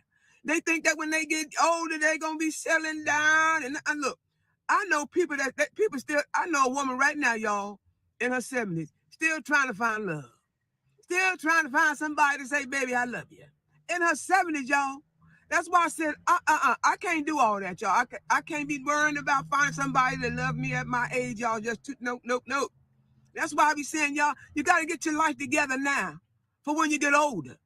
Figure out some kind of plan, y'all, that y'all can do when you get older, that you won't have to go through a lot of struggles that a lot of older people are going through. And a lot of older people think they happy. A lot of them, their bodies, they have problems with their bodies now. So when they're younger, they're worried about how they're going to take care of the kids, how they're going to feed the husband, how they're going to do the wife, how they're going to do this. Look, when you're young, but when you get older, let me tell you this here. It's still going to be something. So just try to do whatever you can do while you're young to make your life as peaceful as you can when you get my age. And when you get older. And when you get, people, look, I'm warning you now. Don't say I ain't tell you. Don't say I did not tell you. So while you're young, plan for it when you get older and get a plan that you can stick to that's going to work when you get older. Because you'd be surprised at the people I'm shocked myself, y'all. I'm shocked myself when I see how a lot of elderly people is really, they're struggling. They're struggling. And every time you look, something going up. Now, inflation has ate up a whole lot of people's Social Security check, y'all. A whole lot of people, Social Security check, it can't pay everything. And they just struggling. And everything is, wait till my check comes. Everything they try to do, I got to wait for my check. When I get my check, I can't wait my check come. That's their whole life. What you gonna do, girl? I'm trying to do such and such, but I gotta wait for my check. When my check comes, that's what I'm gonna do. When I get my check. So look, y'all, I'm telling you now, prepare yourself now for later. And make sure you get a plan and more than Social Security. Make sure you get other checks when you get older, not just Social Security and a pension. No, y'all talking about, well, I got my pension. Some people get a pension, it still ain't enough, y'all. So I'm telling you, if you got a business or something, get some kind of plan. I'm trying to tell you where your money can continue to come in. Get like 5 different, things, money streams coming in. So when you get older, you might have a little better, money thing coming through. Because inflation eating up checks like crazy, y'all. Talk to you later on the next video. Lady's got a lot of wisdom. Lots and lots of wisdom. So now police are in riot gear as pro-Palestine protesters have barricaded, taken over a building at a state polytechnic university in Arcata, California. Yeah, more of this foolishness going on. The enemy is not Russia. The enemy is right here. Yep. You're not kidding. All right. So I'm going to have to bypass on going through the rest of my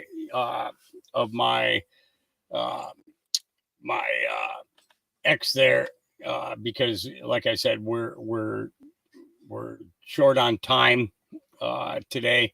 I've got to conserve on the fuel as much as possible, and that's just what I have to do. Sorry. Okay. All right. So let's get into this. This is Michelle Moore with second interview with Matthew Tusciaroni. I probably messed up that name big time. And I'm going to bypass here. Here we go. a few things prior to him coming in. And so we're skipping viewer comments and all that kind of stuff. So for a show note, I want to let you know that tomorrow, Jack and Margie Flynn, our constitutionalists and truthers, will be here with us. They'll actually be weighing in with Mike Gill. We're going to have Mike Gill here as well, another corruption whistleblower. And we're going to be talking about some of the things that we learned from Matthew on Thursday, and then also today, what we're going to be talking about. And so they're going to weigh in and also share some of their own expertise or opinions and insight. Mike Gill is a corruption whistleblower. He's been working and really been working with whistleblowers and became a whistleblower himself for 17 plus years. And so I think he has quite a lot to add to this, quite a lot of wisdom and depth and insight. So we're going to be hearing from him as well as Jack and Margie. They'll be weighing in on a lot of that as well. I mean, Jack and Margie together have been serving and doing the Constitution thing and the Truther thing really for over 130 years combined. So as you know, we here at the Michelle Moore Show really appreciate all three of them and the knowledge and the insight that they provide. Also, I want to say that earlier today, we did something new. We're going to be doing this with the whistleblowers moving forward. We actually had Matthew, who was quick to agree to it. I just want the record to reflect. But so not only has Matthew been vetted by myself and vetted by Jack and Margie Flynn, but now he's also taken an oath that was conducted by an electronic notary that he is telling the truth to the best of his ability and for everything that he knows. And so we have that. And so we're excited that that's been done as well. And we will be moving forward with notaries going through that process. Okay. Also, some interesting developments over the weekend. So we've had 3 new whistleblowers come forward that are either confirming one aspect or another of Matthew's stories. And so the details of what we've already heard and learned from him. So we're going to go through that as well so that you can see that. Okay. All right. Now, why did I pick this story up? Okay. I get so many whistleblowers that reach out to me. And I have to tell you, I have spent a lot of time on this story with Matthew, learning and understanding there are a lot of moving parts. It's not very easy, but I was familiar with the video that Mickey Klon had done back in with the Maricopa County Board of Supervisors back on February the 28th. And I knew something to me just didn't seem right. And I had had many people, many of my viewers who had reached out and said, look, we think Mickey, has this great idea and it's just so great. And we want you to have her. Would you please think about having her? You should have her on your show and all that kind of stuff. And so I quietly waited to see, because to me, something wasn't adding up. If you look at the original video, you didn't get to see anybody in the background. You didn't see the people that she was supposedly speaking with.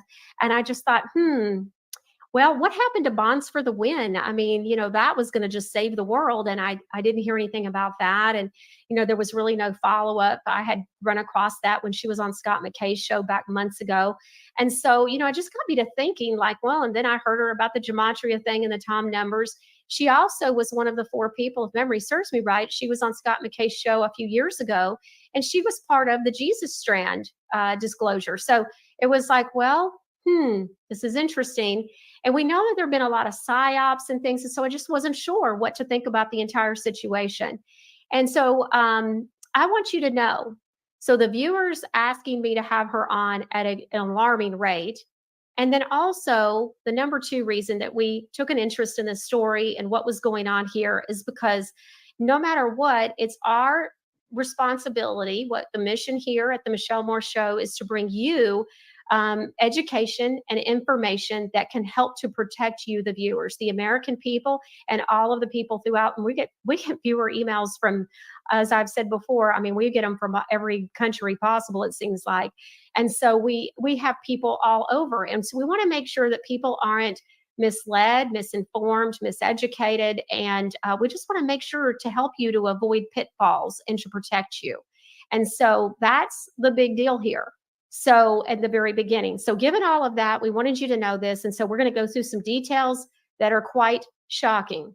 So I just want you to be prepared that I myself literally gasped yesterday as I learned what you're getting ready to learn. So given all of that, again, I was suspicious. I knew something didn't add up. I have a researcher and she happens to live in Maricopa County. And she said, yeah, a lot of this kind of stuff ends up making truthers and patriots look crazy. And so she said, yeah, it's nothing. And so now we've been led to believe that this was effective and people ran out of the room and all this different kind of stuff, right? And so today we're going to find out what really happened. All right. So let's go on ahead and bring Matthew Tucciarone in, our whistleblower, corruption whistleblower. Hello, Matthew. How are you doing? I'm doing well, Michelle. Thank you. Thank you for having me back. Absolutely. And thank you for coming back. And let's, talk about where we kind of pick up where we left off. But before we do that, I want to go back a little bit. And I know that you have a message that pertains to Scott McKay you want to clear up. So you had a glitch with your internet. And so I repeated a viewer question, and it was something to do with a girlfriend and it was that Goldilocks. And it was Mickey Klon Goldilocks. And neither one of us, I don't know anything about Scott McKay's girlfriends or whatever. And so please explain and clear up what you'd like to clear up. Yeah, I would like to clear that up. So we used to call Mickey Goldie when I was doing Bonds for the Win, our team did. And so when the glitch happened and then Michelle asked, is that Goldilocks? I thought that's what she was referring to because all of us used to call her Goldie. So I just, was putting two and two together. And plus, she did purchase the bus for Scott McKay. So I figured, but no, I guess he's got a girlfriend in Hawaii that he calls Goldilocks. Okay. I don't know. Okay. So, but she has this nickname. I mean, what are the odds? So Mickey Klon has this nickname that you and your coworkers had for her at the time that you worked there. And you all called her Goldie. And then Scott McKay has this girlfriend that's apparently known by his viewers as Goldilocks. And so I can see where the confusion happened, especially given the glitch. And it was something that was just a viewer comment or a question that came up. And so we asked it. We apologize for any misunderstanding. I know, Matthew, you expressed feeling terrible for the confusion on that. Also, so we had another thing. We want to clear up anything that has to do with Scott McKay right off the bat. The second part was there was a part that you said that last week on Thursday, you talked about how Mickey Klon told you repeatedly that she pays for Scott McKay's bus, and that if he didn't get straight what he's supposed to be doing and blah, blah, blah, that she was going to cut off the funding for the bus. And so we have a text message today. Let's take a look at this text message. This is from one of the three people that are really confirming a lot of what Matthew has said. And so in the blue is Matthew. It was this morning. And so you text to this anonymous lady. You say, question, Scott is denying, and so is Mickey, that she further funded him or got him started. And then you go on to say she would tell us all the time that she paid for that bus and that got him started. And if it wasn't for her, he wouldn't be that big. And then this anonymous lady who used to be a coworker of yours and worked directly for Mickey? For Bonds for the Win. She was on payroll as well. Okay. And she was on payroll. Is that what you said? Okay. And so she says, yes, I remember her saying that multiple times. So either Scott is lying or Mickey is lying. Okay. So there you go. All right. So because there's just kind of some confusion, it seems like, and it has ended up where, unfortunately, there have been some nasty things said about Matthew. And that's not really very fair when he is a corruption whistleblower and is repeating and sharing the things that he knows to be said and done. And so we have that cleared up.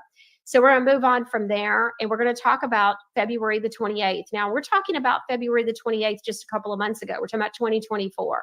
So there was a Maricopa County Board of Supervisors meeting.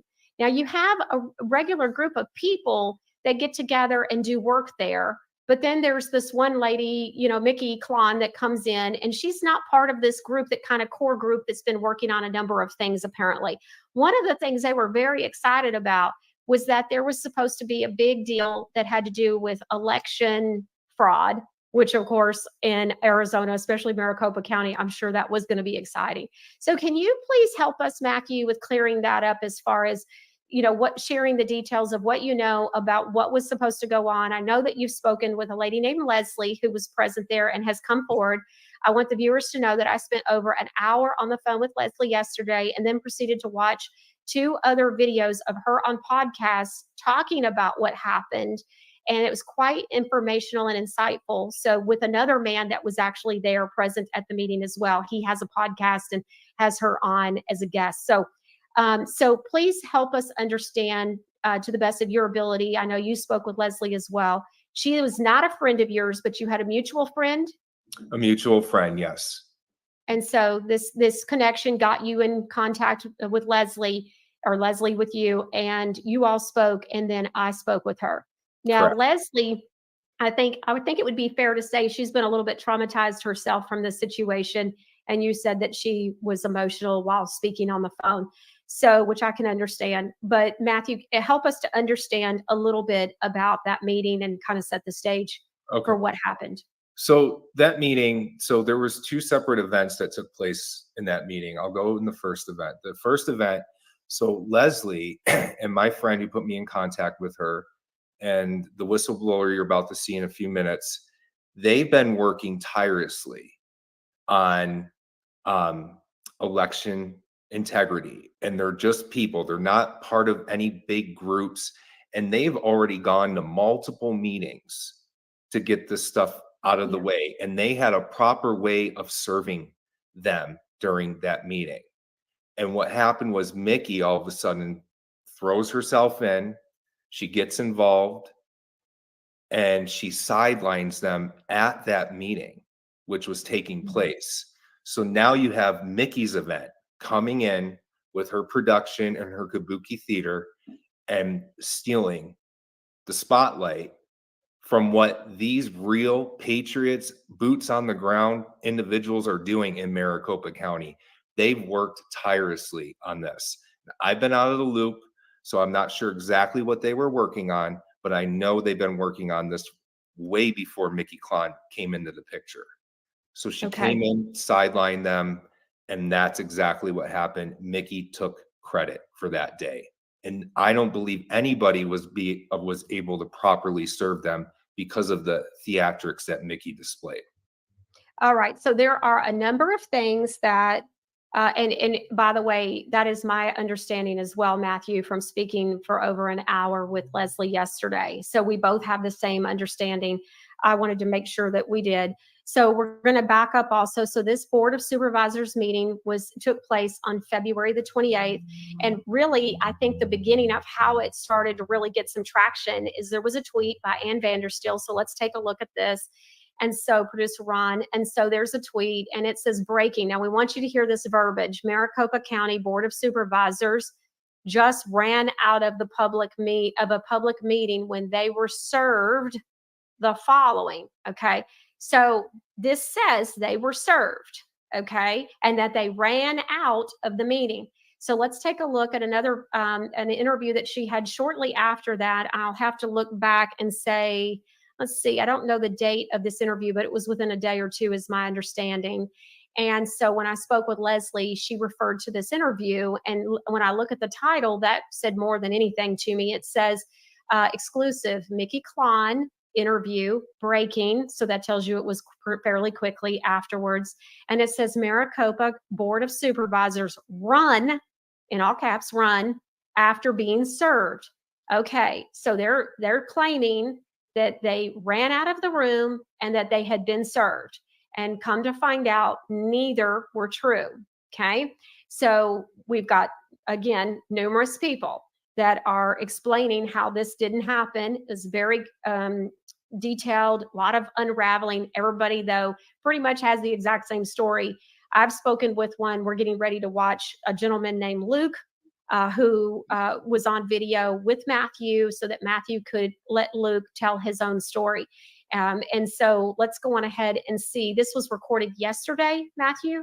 Yeah, yesterday I recorded it with Luke. Yeah. Okay. So Luke, let's talk about who is Luke in this. So he works with, does he work with Mickey, or who does he work with? He's very independent. Leslie knows him very well as well. So Luke's a brilliant man. He's a great speaker when he gets on the podium. I met Luke a few years ago when we were part of the Patriot Party of Arizona. We did some activism work back then. But Luke and I found some truths about that. That's a whole nother topic. But Yeah. this is what he does. He's independent now. He's a Okay. patriotic constitutionalist. Okay, great. And he was in the room when all of this was going on, right there. And so firsthand account of what happened. Correct? Correct. All right, let's take a look. Hey, everybody out there, Matthew Paul Tucciaroni, the whistleblower that was on Michelle Moore's show of last week. We have some more information on everything that did go down at the Board of Supervisors meeting in Maricopa County with Mickey Klon. I'm going to do a 3 to 5 minute segment with Luke Portell, who is a patriotic constitutionalist as well for Arizona State. Luke was there at the meeting, and he's got some evidence that they were not properly served, the Board of Supervisors, and his own emotions in dealing with Mickey that day. He knew something was off. So I'm going to go ahead and introduce Luke Portell. Luke, so give us your feeling that day at the Board of Supervisors meeting. Was it total BS to you, and why? Yes, it was, because everything that she did was wrong. Like I was mentioning on the phone before we did this call, she walked in, we went up to the 10th floor, and she goes off on a tangent, and she actually, in a lot of ways, did commit an insurrection, because she not only were the affidavits not actually notarized, the 20 affidavits she had to sign, but also she was taught saying, "Oh, you don't even have to actually give them these affidavits." And she literally just left them on the table, and or on the counter with the security people, and she's like, "You've been served." Okay. And then was this after she made the spectacle in front of the Board of Supervisors, who actually had adjourned the meeting like minutes before she even was speaking? Yeah, so the 10th floor happened after they adjourned the meeting, and then after they adjourned the meeting, another individual spoke out, and that's why they adjourned the meeting. And then Mickey Klon got up and started going off on a tangent and talking about how the Board of Supervisors can be removed within 72 hours, and if they're not removed, the military can come in and actually move them by force, because they're violating their oath of office. And she also claimed that she has their oath of office, but she failed to provide any evidence of it. Right. So typical tactics that she was pulling with Bonds for the Win. You serve them a letter of intent, a warning based off of their bonds and oaths of office, and it goes nowhere. She did not have them notarize or sign. And from what I'm hearing from a lot of people down in Maricopa, she requested to speak towards the end of the meeting when it was adjourned. So she was pretty much going off on her tangent in front of nobody. Correct. So the board members were already gone. They already left. And then that's when she got on the microphone and she started promoting her Bonds for the Win, and she started talking about the bonds and all that stuff. So then what Ann Vandersteel tweeted minutes later after the meeting, that they're the ones, Mickey and that group that she was with, they were the ones that caused them to storm out of the building, which I think, Luke, you told me that never happened. There was no storming out of the building. No. So Ann Vandersteel, go ahead, sorry. I'm sorry. It was very peaceful. Ray Michaels, who's another great patriot, and others. It was very peaceful. The sheriffs even were peaceful with us, and everybody left peaceful. There was none of that whole thing about how there was no force, none of that. There was no actual physical violence, any of that. It was very peaceful. We stood our ground, and then we all walked out peacefully with Mickey Klon. All that stuff that Ann Vandersteel said, it's all a bunch of nonsense. So Ann Vandersteel was not being a good journalist that day or an investigative reporter, and lied to the American public. Correct. Okay. So Luke, when you walked over, so after Mickey does her whole spectacle and her production, like she likes to call it, because that's what this is. This is a this is what kabuki theater tactics, typical. So you are walking with her across the street, right, to go up to the 10th floor. It was yeah, her, myself, and some other people. Correct. Okay. And she says, we're now going to serve the clerk who oversees what? The board of supervisors, right? And it's funny because we never even served the clerk. Right, because she just dropped the box off on the counter and walked out with with unnotarized documents. Well, we know from common law perspective, like, one, you can go to a public hearing, do your thing, get them on the public record, and then you should actually really be signing the affidavits, letting them know we're going to send the affidavits. But I would guess that we would need to use registered mail after that and all that to make a public record. So she just takes a box of unnotarized affidavits and drops them off on the counter. Oh yeah, and we were sitting in there for at least 20 minutes while she's going off on a tangent and talking about, well, the board of supervisors, if they don't step down within 72 hours, they can be removed by force by the military. Another individual actually called Mickey Klein out on that, and even she knew that it was total nonsense. An individual that you and I were involved with the Patriot Party. Right. So there was a few people that saw that it was a psyop. Total psyop. 100%. So lying to the public, deceitful. I mean, wow, Luke. There's one more thing I wanted to cover, and that was going to be, gosh, I can't remember. All right, so she lied. Oh, OAN. So she's on OAN about a month ago, and she's telling OAN that she walked up to that 10th floor or whatever, and they were publicly put on notice and they were served, which now you're telling me there was no proper serving. They were not served. And so OAN now is reporting this, and they're still running with that same narrative. I just saw a rumble on Mickey Klein with OAN. So Mickey Klein, again, lied to another news source. Now, I'm not going to call out OAN because they could have just made a terrible mistake, but I would think that they would do more of their own due diligence, being a big network like OAN, that they would, get their ducks in a row here. Yeah, I mean, and honestly, there wasn't even one sheriff on the 10th floor either. It was just a bunch of security intel. That's it. Okay. And then she also brought a bunch of news media outlets with her, like the New York Times, the Washington Post, and things like that. See, when we served Doug Ducey 2 years ago, she calls in the media to make the spectacle, to make it a dog and pony show. Mm-hmm. So she used those same tactics again. She did it. This was 2 weeks after the first one. Okay. And then that was when the New York Times, Washington Post were all there. I have another friend that recorded that whole thing. Kind of the same thing. And the sheriffs almost conceded and let her go on. Okay.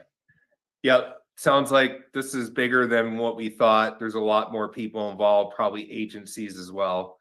Wow. Okay. Well, Luke, thank you so much for everything that you're doing down in Maricopa. And thank you for participating today and being one of I would call you a whistleblower now. I mean, you were there and you just want justice. You don't want these PSYOP infiltration people like Mickey Klein doing this anymore to us. It's just lying straight to the public. So it's almost gaslighting too. You know me. It's always been about doing the right thing. I never cared about a following or any of that stuff. It's always been about doing the right thing for the right reasons and having every single thing that I need so I can tell people exactly the right thing, not just having little bits and pieces and missing out on the more important things that aren't being reported. Okay. Absolutely, Luke. And I think, between talking with you and a couple other people down in Maricopa, can't name their names, God keep them protected, but we're going to work on something, and we're going to keep that very under the radar. Can't let the enemy know what we're up to. So unlike Mickey Klein, who just blatantly goes out there and tells the enemy what we're doing. Yeah, everything she did, she completely did it wrong. Okay. I mean, it's plain simple. I mean, another individual, another good friend of ours, you know, she said the same thing. Wasn't properly served, didn't do it. She completely messed it all up. And then she made a mock. And what makes it upsetting is she made a mockery out of the hardworking patriots down here that are trying to work so hard to fix the problems. And then she just comes in and pulls that. Right. And it's upsetting. Yeah. From what I'm hearing from somebody, she sidelined you guys. You guys were supposed to be doing something completely different that day. And then Mickey sidelines y'all and just boom, steals the whole entire thing with her nonsense. So, all right. Now, and just one more thing. I know this, because of that now, the Board of Supervisors, I don't know how much money they spent, but now they have a new setup. They have the whole little new jurisdiction thing. They got their little bar on their side, and then you have the little stage on our side. So now they have it where they're separating them with us. Okay. So we're like 200 feet away. So now they have this new security thing set up with the sheriffs and the security, and they're all, you almost feel like you're in communist China. They're being totally protected. Yep. And it now, because of her and that stunt she pulled, the security in that building is now even more strict. And it wasn't like that until she pulled that stunt. Okay. Wow. All right. Well, keep up the good work down there, bud. And yeah, thank you so much, Luke, for doing this. I appreciate it. We all do. Okay. So, Matthew, so he called it a total psyop. And I have asked my investigator a few weeks ago, she mentioned to me that none of those board members have resigned. None of them were removed. They're all still in place. So, I mean, I was shocked to learn this information a few days before you reached out to me to tell me about your story. But this is a completely different accounting of what happened. So what do you think? There could be a lot of things that are in play here.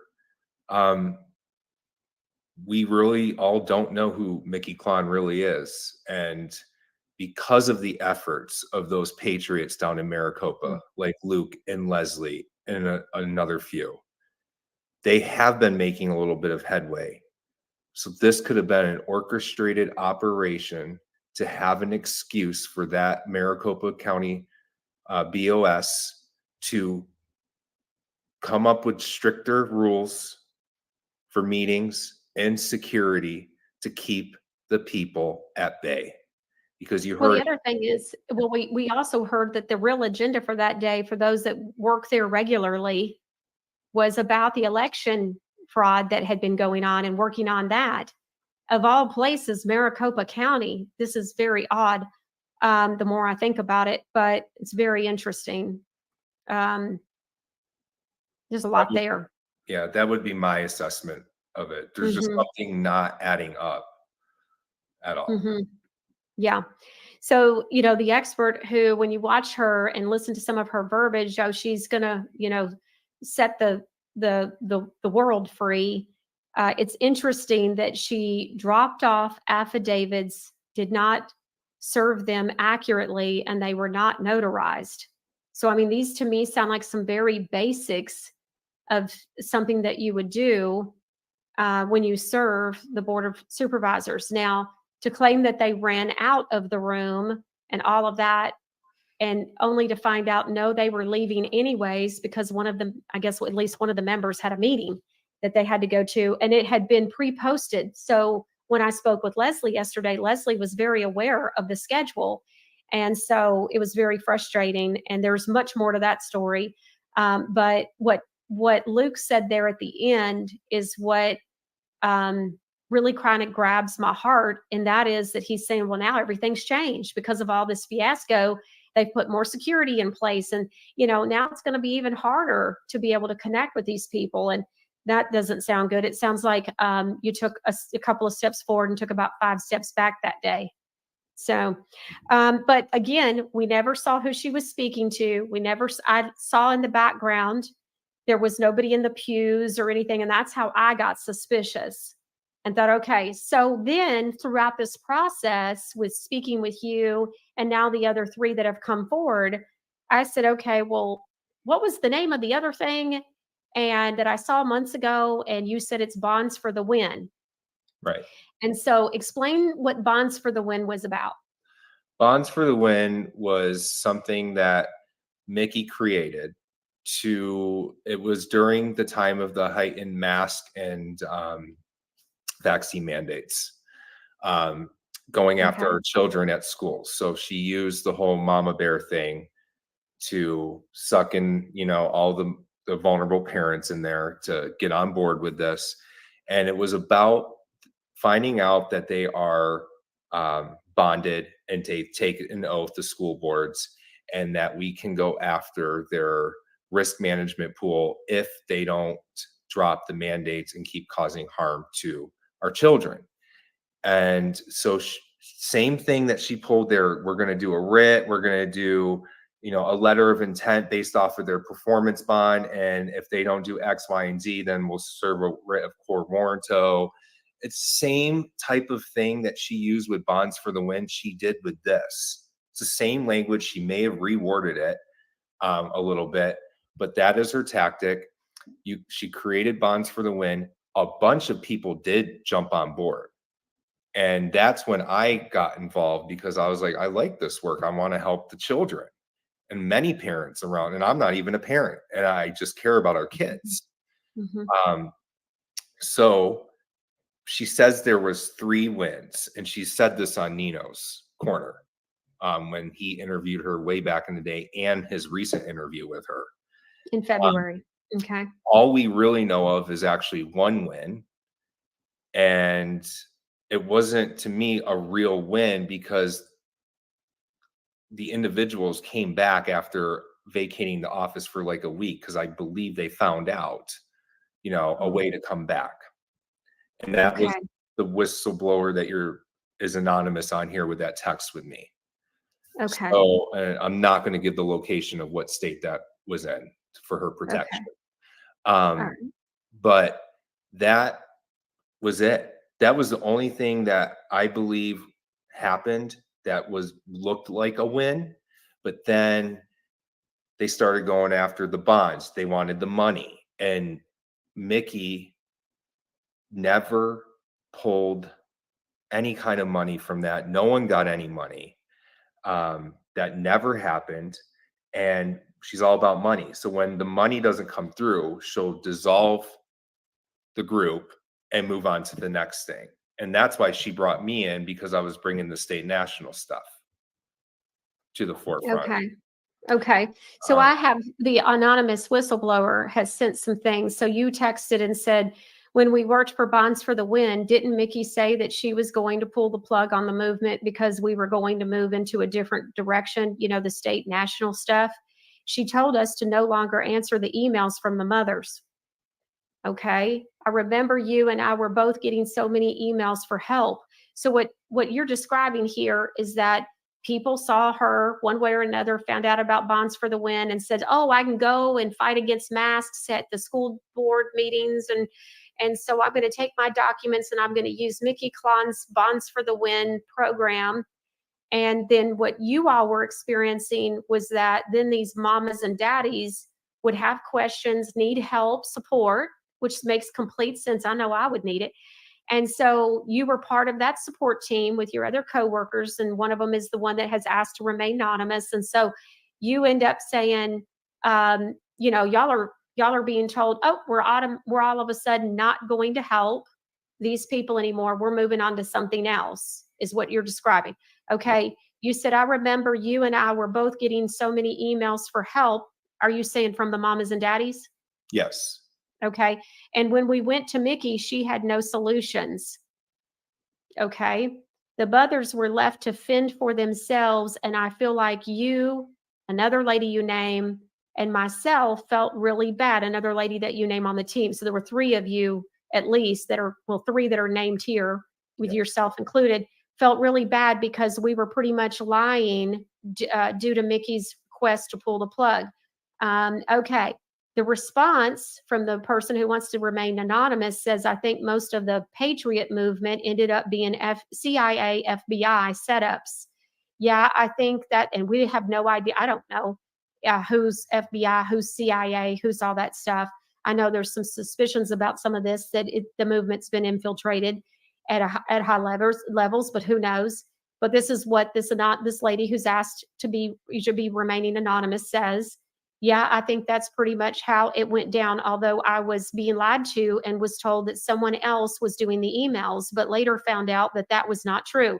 In other words, mamas and daddies were going to write into Bonds for the Win, and the team, which were two ladies and Matthew, were all told, no, we're going a different direction now. And this lady is saying, well, I went on to the other direction, but I was told somebody was staying behind and going to help them. Later found out no one's helping those mamas and daddies. They were all just left. And so it says, but later found out that that was not true. I remember jumping straight to the state national thing, but then it was a different thing every week. So in other words, the state national thing must not have lasted long, Matthew. No. Okay. She said no one gave the right process on any of it.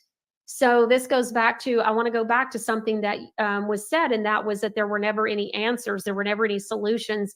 Do you mean like when a mama or a daddy would call and go, okay, I'm working on getting the mask mandate for this count for my child's school board lifted, and I have a question, what do I say about this or that?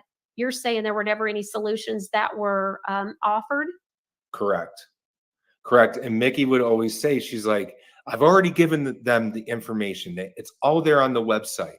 They need to learn to stand for themselves. I'm not putting out any fires here. I gave them the information, and that's all I was responsible for. Okay. So I also went to Bonds for the Win's website. They are still there. That website is still active. And at the bottom of the homepage, when you go to bondsforthewin.com, it does have a disclaimer. And it says this information is for educational purposes only. This is not legal advice. If you choose to use these suggestions as legal processes, you do so at your own peril. And it says any and all actions taken from this information rest solely on those that are acting on it. All legal and financial responsibility rests on the parties acting on the information. All rights reserved, sacrificing none ever. So just so that everybody knows that there was that disclaimer at the bottom. And so I just know from my own experience as we're talking about this, that like with Jack and Margie Flynn are on Tuesdays. They've been on, I guess, the Michelle Moore Show for probably every bit of a year now, once a week. And a lot of what they do is go over and over and answer questions from viewers and provide support to the affidavit for truth process.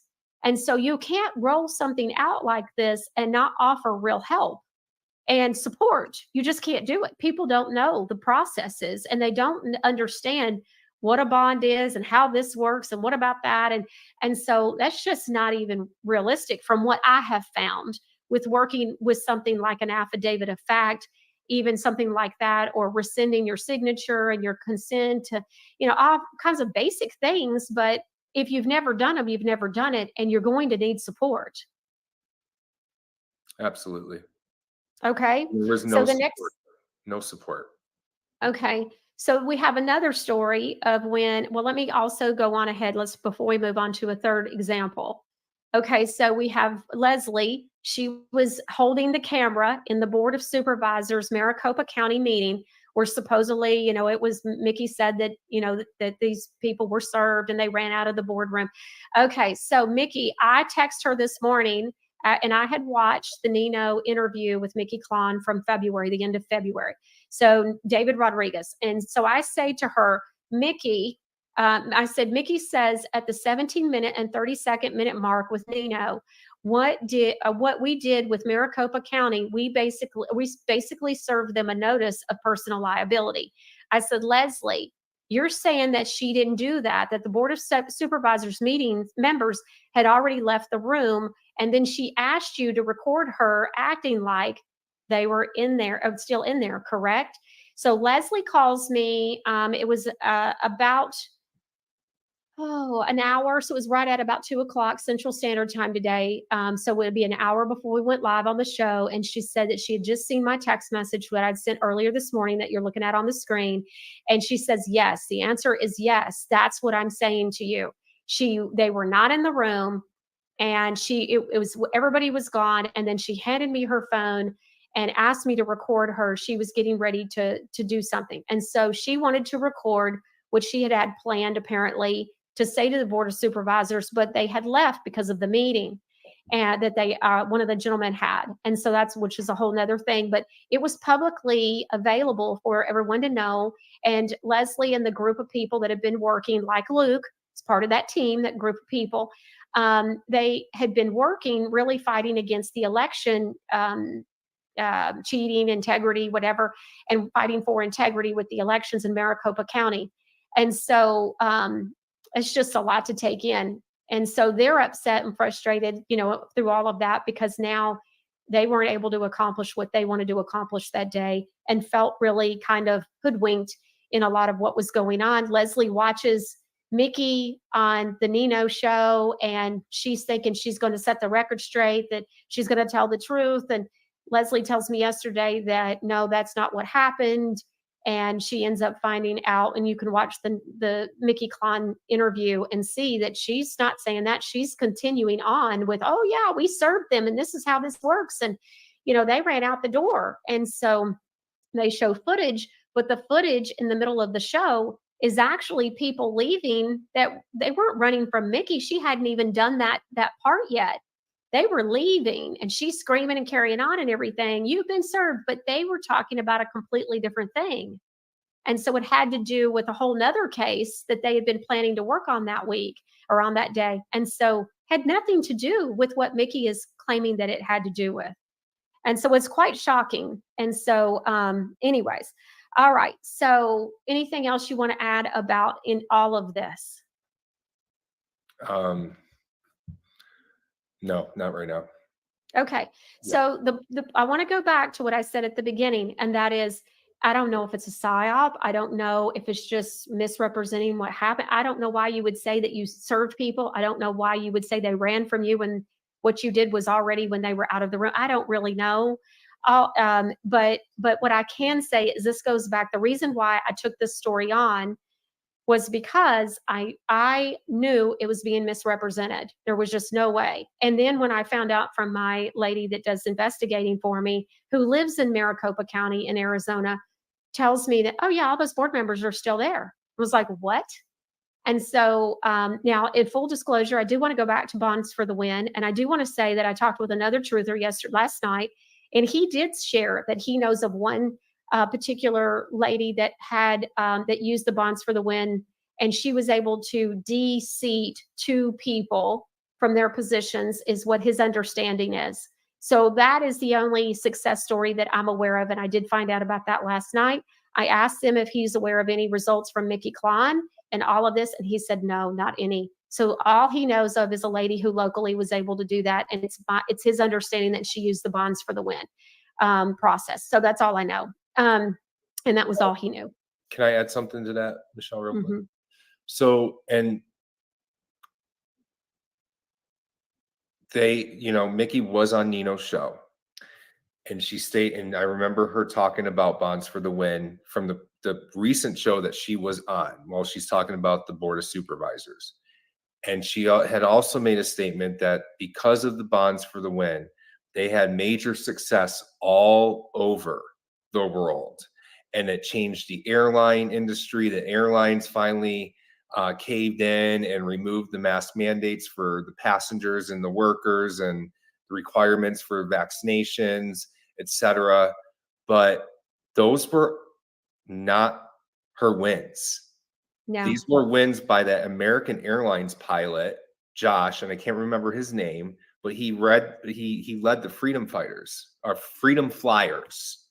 Because of their efforts, they got that done. Had nothing to do with Mickey, and she took full credit for everything that changed around the world because of Bonds for the Win. It's a total lie. Total lie. Okay. All right. So while you were working with Mickey, there was also another situation. So one of the things you said on Thursday was that there was a lot of sporadic, like, oh, we're going to do this and we're going to completely change this. And we're going to, it was a new website, a new this. And that one of the things that stuck out to me is you said that there would always be urgency, like you're going to do an interview and it's going to be right now. And it was just like, there was never a choice. It was urgent. It was right now. And it wasn't up for discussion. And it was always like, you know, her way kind of thing. And it was right then. And so there was no prep time, all of that kind of stuff. I know you had described that. So let's set up for another example of something that happened where it was put out and people were made to believe something was going on that wasn't going on. And so this was a July the 4th. Was it on July the 4th? Yeah, July the 4th, 2022. I got a phone call from Mickey. She's like, we're going to be calling in the military today. We need people to sign this petition. I need you to get on your TikTok. You have a good reach and do this. And she handed me a script and I had to read it verbatim, the script on my TikTok. And it got over, I think, 18,000 views. And it just went nowhere.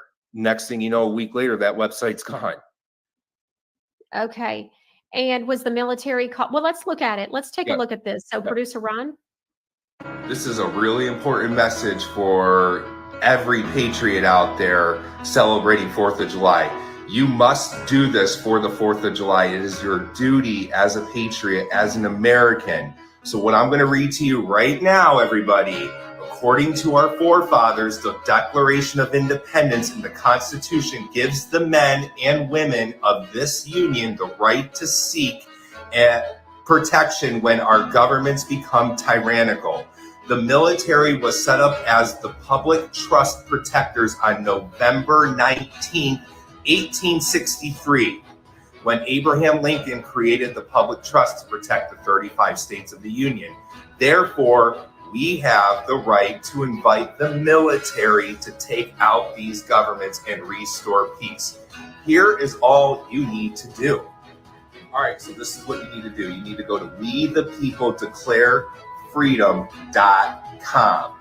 That's simple. WeThePeopleDeclareFreedom.com, and download this document, or you can copy and paste it into your own Word document or whatever system you use to type up documents, okay? So download the document. Anyone who is 8 years and up can copy and paste the redress for grievance letter below and send it to pentagon.cco.mbx.general@mail.mil.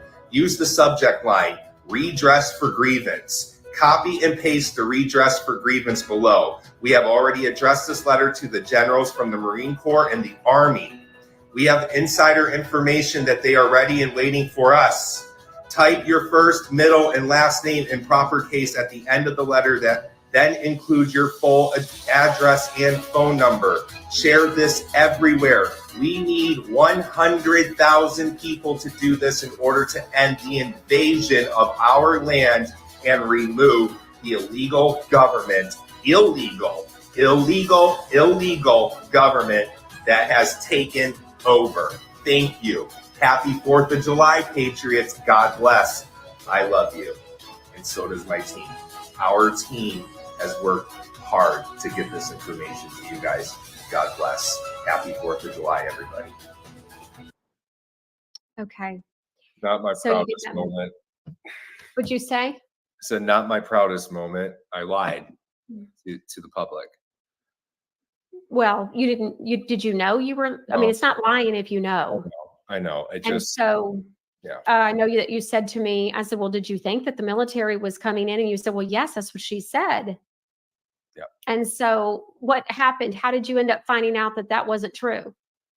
Well, people were responding to my comments and in my comment section on TikTok and sending emails to me. And I said, Mickey, I got all these people, but they want to know what the document is. Like, you did not give an explanation of what these people are signing and what the document means. I don't even know what it means. And she's like, tell them it's happening, to stand by, that we've already won. And, you know, typical, wait, you know, the white hats are coming. She said that. She's like, tell them the white hats are in control. We're doing it. We just need to back the white hats. The white hats are coming. Tell them just to send it in, Matthew. Plain and simple. Just tell them to send it in. I'm like, they need to know. They need to know what this is. I don't even know what this is. You just called me this morning and said, get this out there now. I haven't even had time to look at the document. So I don't even know what I was promoting. But I was under a lot of pressure from her. And so, Matthew, so when do you find out that in all of this that the military wasn't called in and that all of that was a big nothing? You know, just like a week later when, you know, then she switched to something else and had me on, you know, another mission. And I did. I waited patiently. I started catching on to what was happening here. I wasn't fully there yet. I had a lot, you know, of things riding on me at that point, and we'll get into. I know that you said that one of your other coworkers was catching on quicker, and a lot quicker, and that was, and I'll say her name, Megan, and I know that I mentioned Megan last week, and she's not part of Mickey at all. She wants nothing to do with Mickey. She actually has known Mickey probably longer than most of us. And this is how bad Mickey really hurt her family and psychologically abused this woman for a little bit. And so I want to make that very clear. Yes, she brought me around the Clay Clark in the media room, but this was everything that Mickey has taught us to do. So I just want to make that clear. A lot of people have been hurt by Mickey, but she caught on and she tried to warn me. And I did not listen to her, and it caused a lot. 1 minute, you know, she's telling me one thing, and then Mickey's calling me. He's like, do not believe anything that she's saying. You don't understand. A lot of people were out to get me, Matthew. So then I started siding with Mickey because she even threatened to pull my funding for the work I'm doing for her. So she put money in between me and my very good friend. So I want to make that very clear. This is the type of stuff they do. Yeah. Well, I think the thing that is the most concerning is I see so many Americans, and I'm sure it's other countries as well. But let's focus right now on what we've been experiencing. We get, there's a breakthrough. Oh, this has happened. Oh, this truther came out and said this has been released or this has been signed. But then we never have any proof. You know, oh, Trump has bankrupt the corporation. Well, there was a form, but then it looks like it's not necessarily legitimate. And so it's like it's always something else. There's always another shiny object. That's why there's those false hopes and dreams. It's that really systematic deflation of everyone's spirit. And that in itself, I think, is almost like a mental abuse, emotional abuse. And what happens is you get people that end up with PTSD, a lot of symptoms like that. And I know that I've dealt with many viewers and people that are whistleblowers that's what they were dealing with. And Natalie Howard says off of X, she goes, Matthew, I was on Team America. I know exactly how you feel. And so, see, that's what I'm saying. There are viewers that write all the time. I got another email right before we went live today. So let's read a few viewer comments and questions real quick before we move on to another thing. So Hal 152 says, hello, I'm from Iowa. He says, I'm hooked on Michelle for having great servants of God to be on her show. I thank God for her to show the world to discern for ourselves what truth is. Thanks to Matthew. The next one is K.A. Carlson says, hi, all. Matthew, thanks in advance for all that you're risking. Prayers for your safety, sir. Leah Starr says, everything is so convoluted. It is very hard to know the truth. Thank you for all that you're doing with your guests. Yeah, we're trying to unpack some of this because it's very important that you know what the truth is. Gigi says, 1970 says, I feel Matthew is telling the truth and is very brave to step forward like this. It's very difficult. Ray O. Richards said, just finished Matthew's interview from a few days ago. Wow. Some major red pills there regarding the compromised patriots.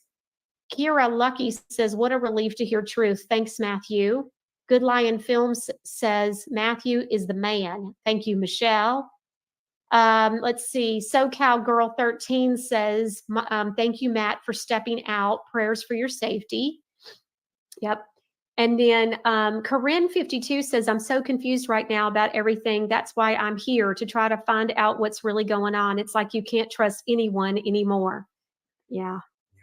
Well, we just can't blindly, I mean, these are some pretty big discrepancies. Like I said, when I heard the room was empty and that we had the lady that was holding the camera, you're just kind of like, I literally gasped. My husband came in from the other room because he heard me. It was quiet in the house, and he heard me in the kitchen and gasping. And he came in and said, what's going on? Are you okay? And I went, yeah, I just found out some shocking information. And so it was just such a response. Yes, gaslighting. They are placating the entire movement to keep it suspended and ineffective, and gaslighting. I think there's a lot of confusion. Luke said PSYOP. And so I don't know. I don't know what is going on here, but we're showing you a systematic thing. Who says the military is coming in?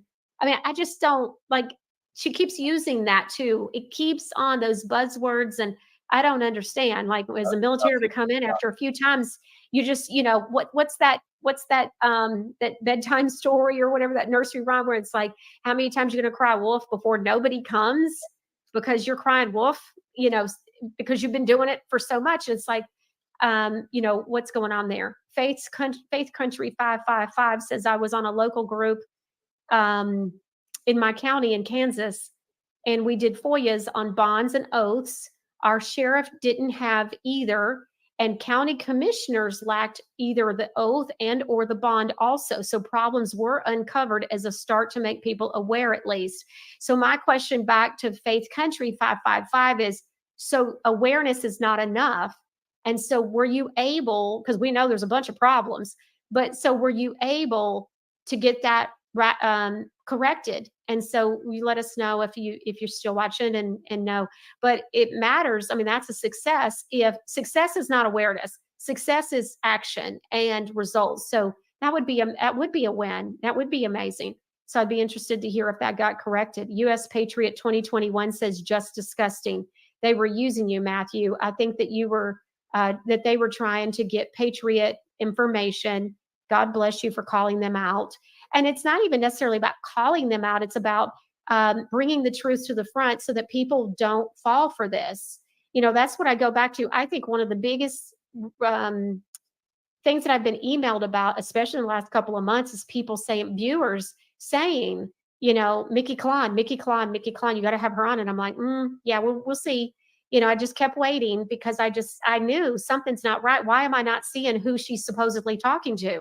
Why do I not see anybody in the background? What is going on here?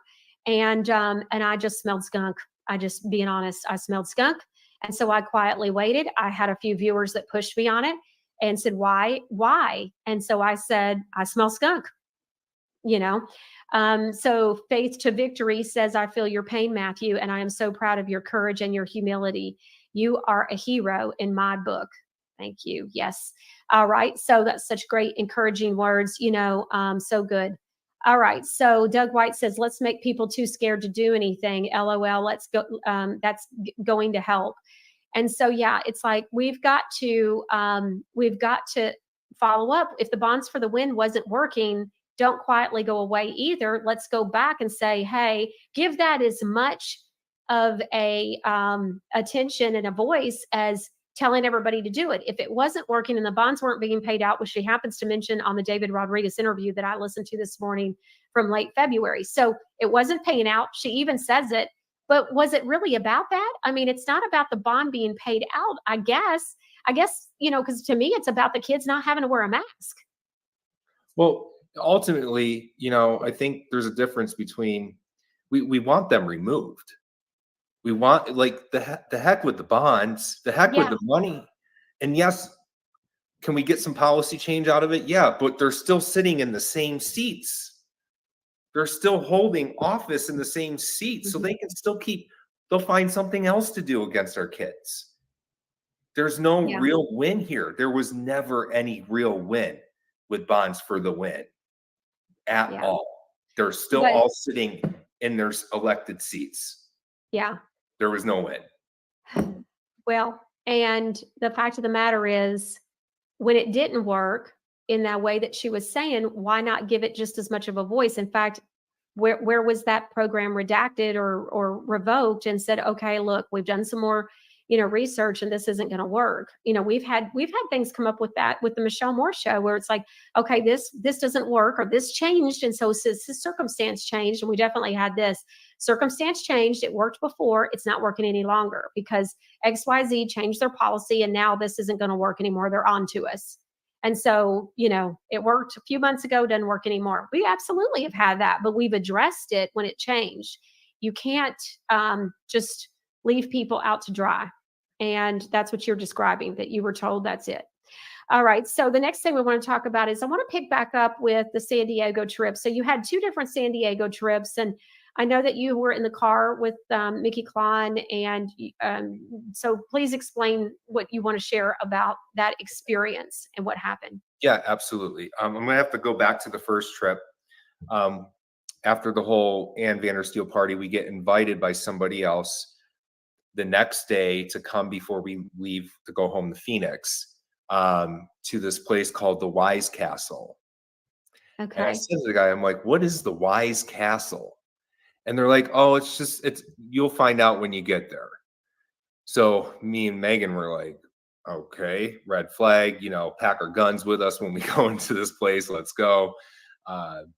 And so we go. It's a nice barbecue. It's a mansion on top of a hill at one of the beaches in San Diego. And we get in and we're introduced to all these young, geeky tech nerds, and they're all into cryptocurrency and NFCs. So that's not my forte at all. So I could care less about that. But it was cool. There was this guy, Paul, there. I guess a lot of people like Roger Stone frequent this place a lot for get-togethers. But that day was just kind of innocent. It was just a bunch of tech nerds that were appreciative for what we're doing as patriots. So we leave, we get back to Phoenix. A couple days later, we get a call from one of the guys from the Wise Castle, and they were like, you got to come back to San Diego. And we're like, okay, well, give us a month. We're working, in that time I was hired by Mickey, so I was doing Bonds for the Win stuff. So, we'll come back in a month. So it was just me and Megan and her husband that planned this trip. And then the individual, the other whistleblower that's anonymous, was going to come out and meet us, and we were just going to go. They wanted to take us out on a yacht to go dolphin watching. And so we were like just planning a simple trip.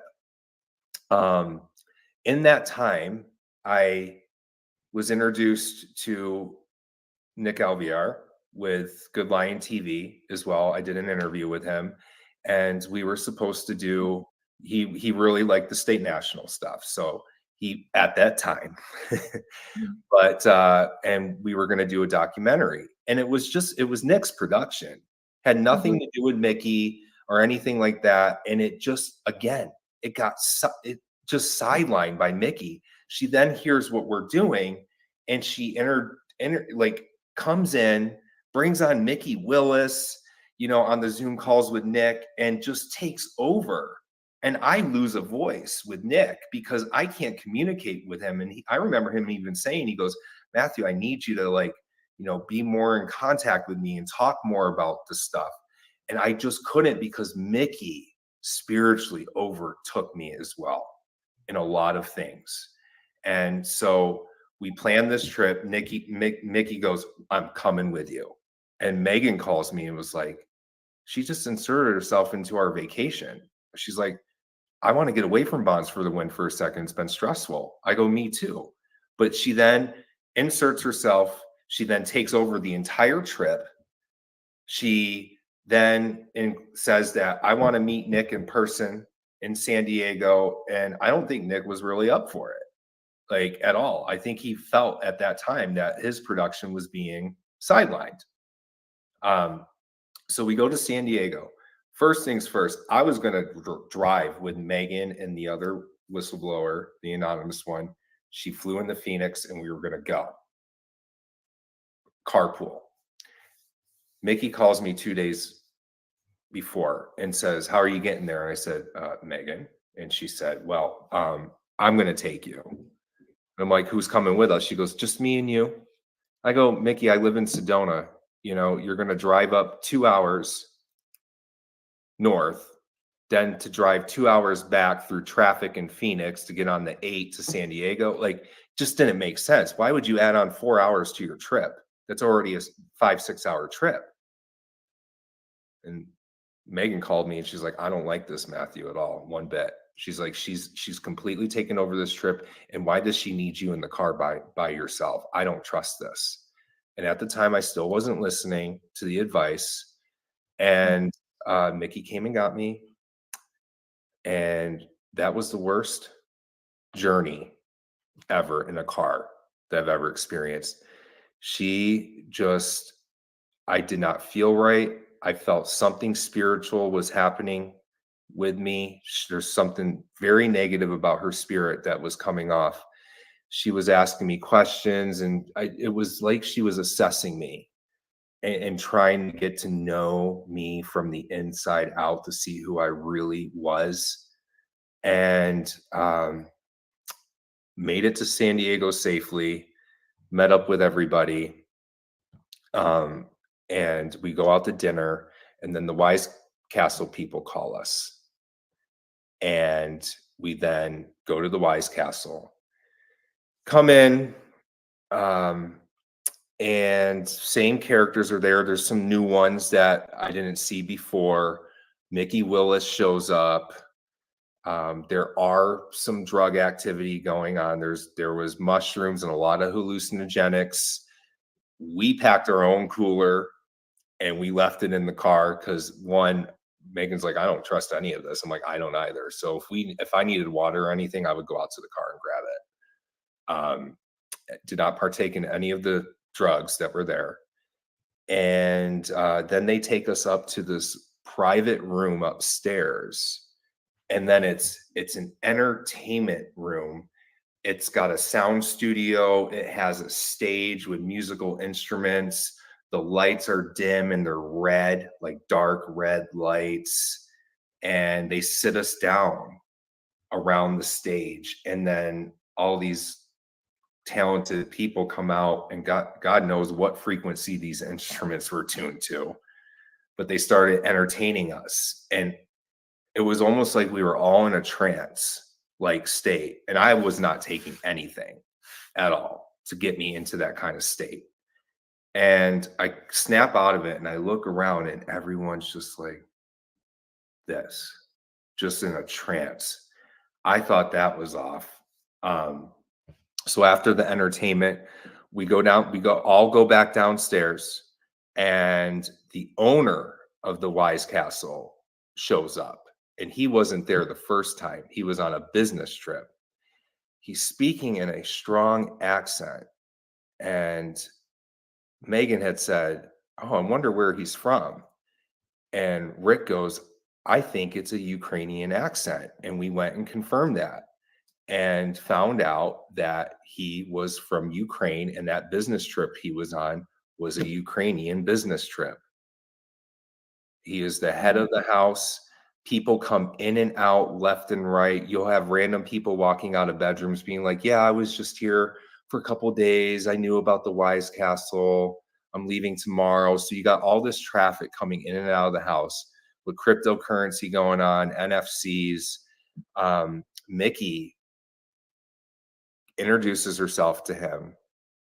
Next thing you know, he opens up his door to this one room, and there are monitors and computer servers everywhere on every wall, big computers, small monitors. I mean, monitors everywhere, and there's tickers all over the place. And I looked at Megan, she goes, "I don't like this one bit." I'm like, "I don't either. I don't either." Mickey then goes in the room privately, and it was like they almost knew each other, her and Alex. Mickey goes in the room privately. About 30 minutes later, I said, "Where's Mickey?" And Megan's like, "I don't know, but I want to go." I'm like, "I want to go too. Like, this is not smelling right." So 30 more minutes goes by and Megan goes, you know what? It's been an hour. She's been in there for an hour by herself. And Megan was like, if Mickey's good, I want to warn her, like, you got to get away from this guy. You're talking to a Ukrainian who's from Ukraine, who probably doesn't even have citizenship here, who just, we don't know who this guy is. And we're at the start of the Ukrainian war. And Mickey texts Megan back and says, you all go back to the hotel. I'll find my way back to the hotel. I'm going to stick here with Alex. So we left. We booked. Okay. What leads you to believe that Roger Stone frequents there? Because I was talking to this guy, Paul, and Paul was hearing about the work I was doing with state nationalism and things like that. And I know at a time Roger Stone was kind of involved in knowing that we're a corporation, or so he says. He goes, you got to talk to Roger Stone. He goes, I can put you in contact with him. And I'm like, well, why don't you take my number? You and I will chat when I get home, because I knew of Roger Stone and I kind of knew, kind of stay away. Okay. And got Paul's number, but there was nothing that ever came of it. I didn't have any contact with Roger Stone whatsoever. And then I want to go back to something that you said. So on the car ride on the way there with Mickey Klon, so what was that like when you say it was a terrible car ride and she was drilling you? So like drilling you, how long had you been working for her? And what was so uncomfortable? I've only known her for a month and a half, 2 months at that time. Okay. And then was there anything? Go ahead. Was there anything that had happened where she would maybe be in the need for her to drill you like that you were describing? No, not at all. I don't know what the purpose of that car ride really was, but she was so adamant to get me in the car alone and to have that time with me. Okay. And I was not giving her anything. And I think that's the moment when she knew that I might be unbreakable. Like I might not be as, heavily manipulated like she thinks she could do to me. And that's something that you guys will hear more about on tomorrow's show for sure. So, okay. So let me ask you about this too. So is this the conversation, the car ride? Is this the time where you had explained to me that she would do all the adding them, like, she would say a phrase or something? Yeah. She would start busting out her gematria from the days that she was hanging out with -48. And she would just sit there and talk to me. And then all of a sudden she'd be like, 1 + 2, 315. So she'll set you free, 315, John 315, and just started doing that. And I'm sitting here like, this is nuts. What is this? And she every other hour would be her adding numbers. And it was just, and the way she talks was just, it just sounded like her too. We got to pray for her. She's under a spell of some sorts. There's something more going on there. Okay. Yeah. Is this also, so I know that Leslie and I listened to some audios, but we're not going to play them today, but it was about, the angel told me to deceive, but the angels told me, to lie. And so there's some really mixed up stuff there spiritually, it sounds like. Yeah. That was the audio Leslie sent me. Was the phone conversation after the BOS meeting with Mickey Klon, and Mickey stating that the angels told her to be deceptive for the Board of Supervisors. It's all there on a phone call. They're disturbing calls. You can really hear who she really is through her voice and the way she was acting. Okay. All right. Okay, so there's a lot to take in there. Did she drive you back from San Diego back home? No, I actually I flew home to Phoenix. Megan left a day ahead of me. I felt like there was more to Mickey than met the eye, so I stayed because Mickey was staying one more day. I kind of wanted to see what was going on a little bit more. Okay. And that's, how it started, me getting back I flew back to Phoenix the next day. And then that's when she told me to run from Arizona, Mickey told me on the beach, because I had dealt with a very good court case here in Arizona, and I've won. And I won without using the national process. And that I'll go in more detail at another time. It's not important how I won, but I did. There was an opportunity, though, for the lower level court to pick it up. They had 6 months. And it's just weird that they've left me alone. And the last day of that 180-day mark of them being able to pick it up, they picked it up. And there is all of a sudden a subpoena. And then I did not answer the subpoena because they sent it to my old address. And now there's a warrant, and I get an alert on my phone from the court app that there is a warrant out for my arrest in Sedona. And Mickey's solution was, you got to get the hell out of Arizona. You got to fly back to Phoenix tomorrow, and you got to go to Florida, and you got to go be with people that you know. So that's what I've heard before is from other viewers and different people that write to me and that I've spoken with. And what they tell me is that everything looks fine with their state national stuff until real trouble happens. And then what also happens is the support system they thought they had from the top down ends up not answering their phone calls, not helping them. Yep.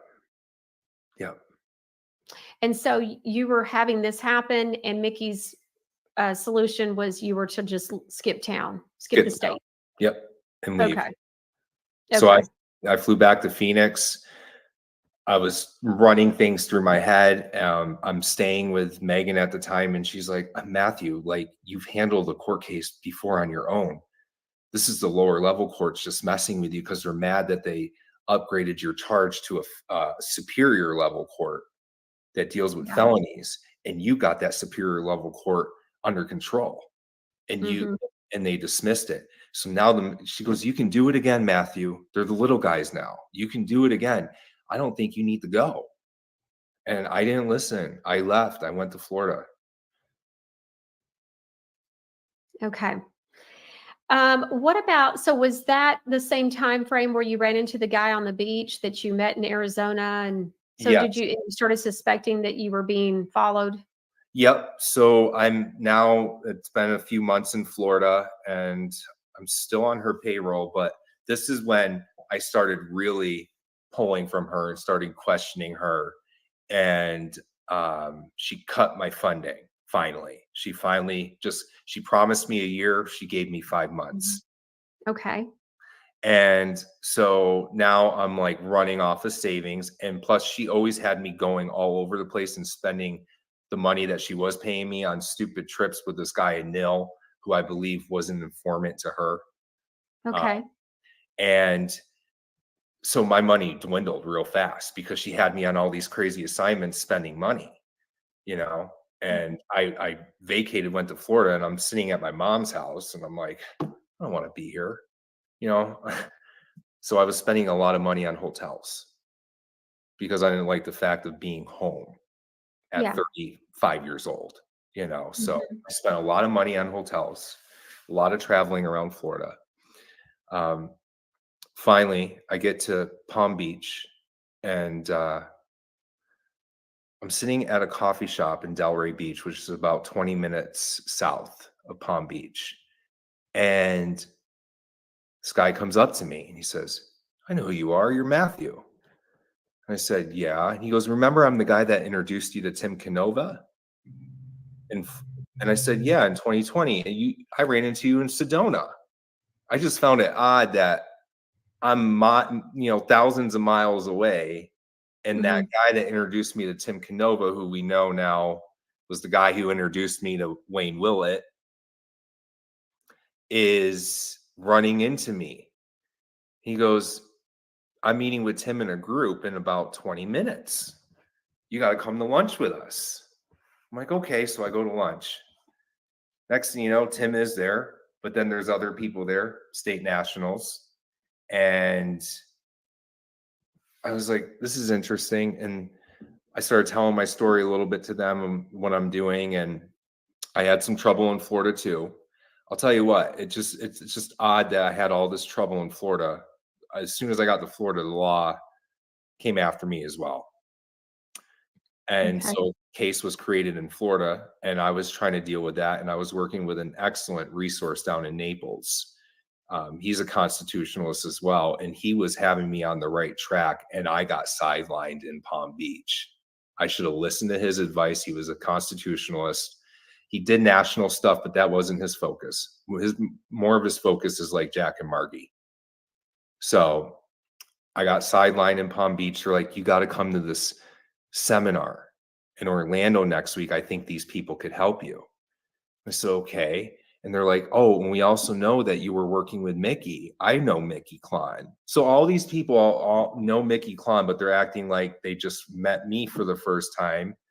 So I find it interesting because a month before this whole lunch thing and me running into this guy at a coffee shop, Mickey flew into Palm Beach, met Ann Vandersteel, and apparently these people said they were there with her that I'm out to lunch with. And one of the girls, Ananda from Americans in Action, met Mickey in Palm Beach a month before my whole lunch with them. And Ann Vandersteel and a couple other people, Tim Canova was there, the guy who introduced me to Wayne Willett.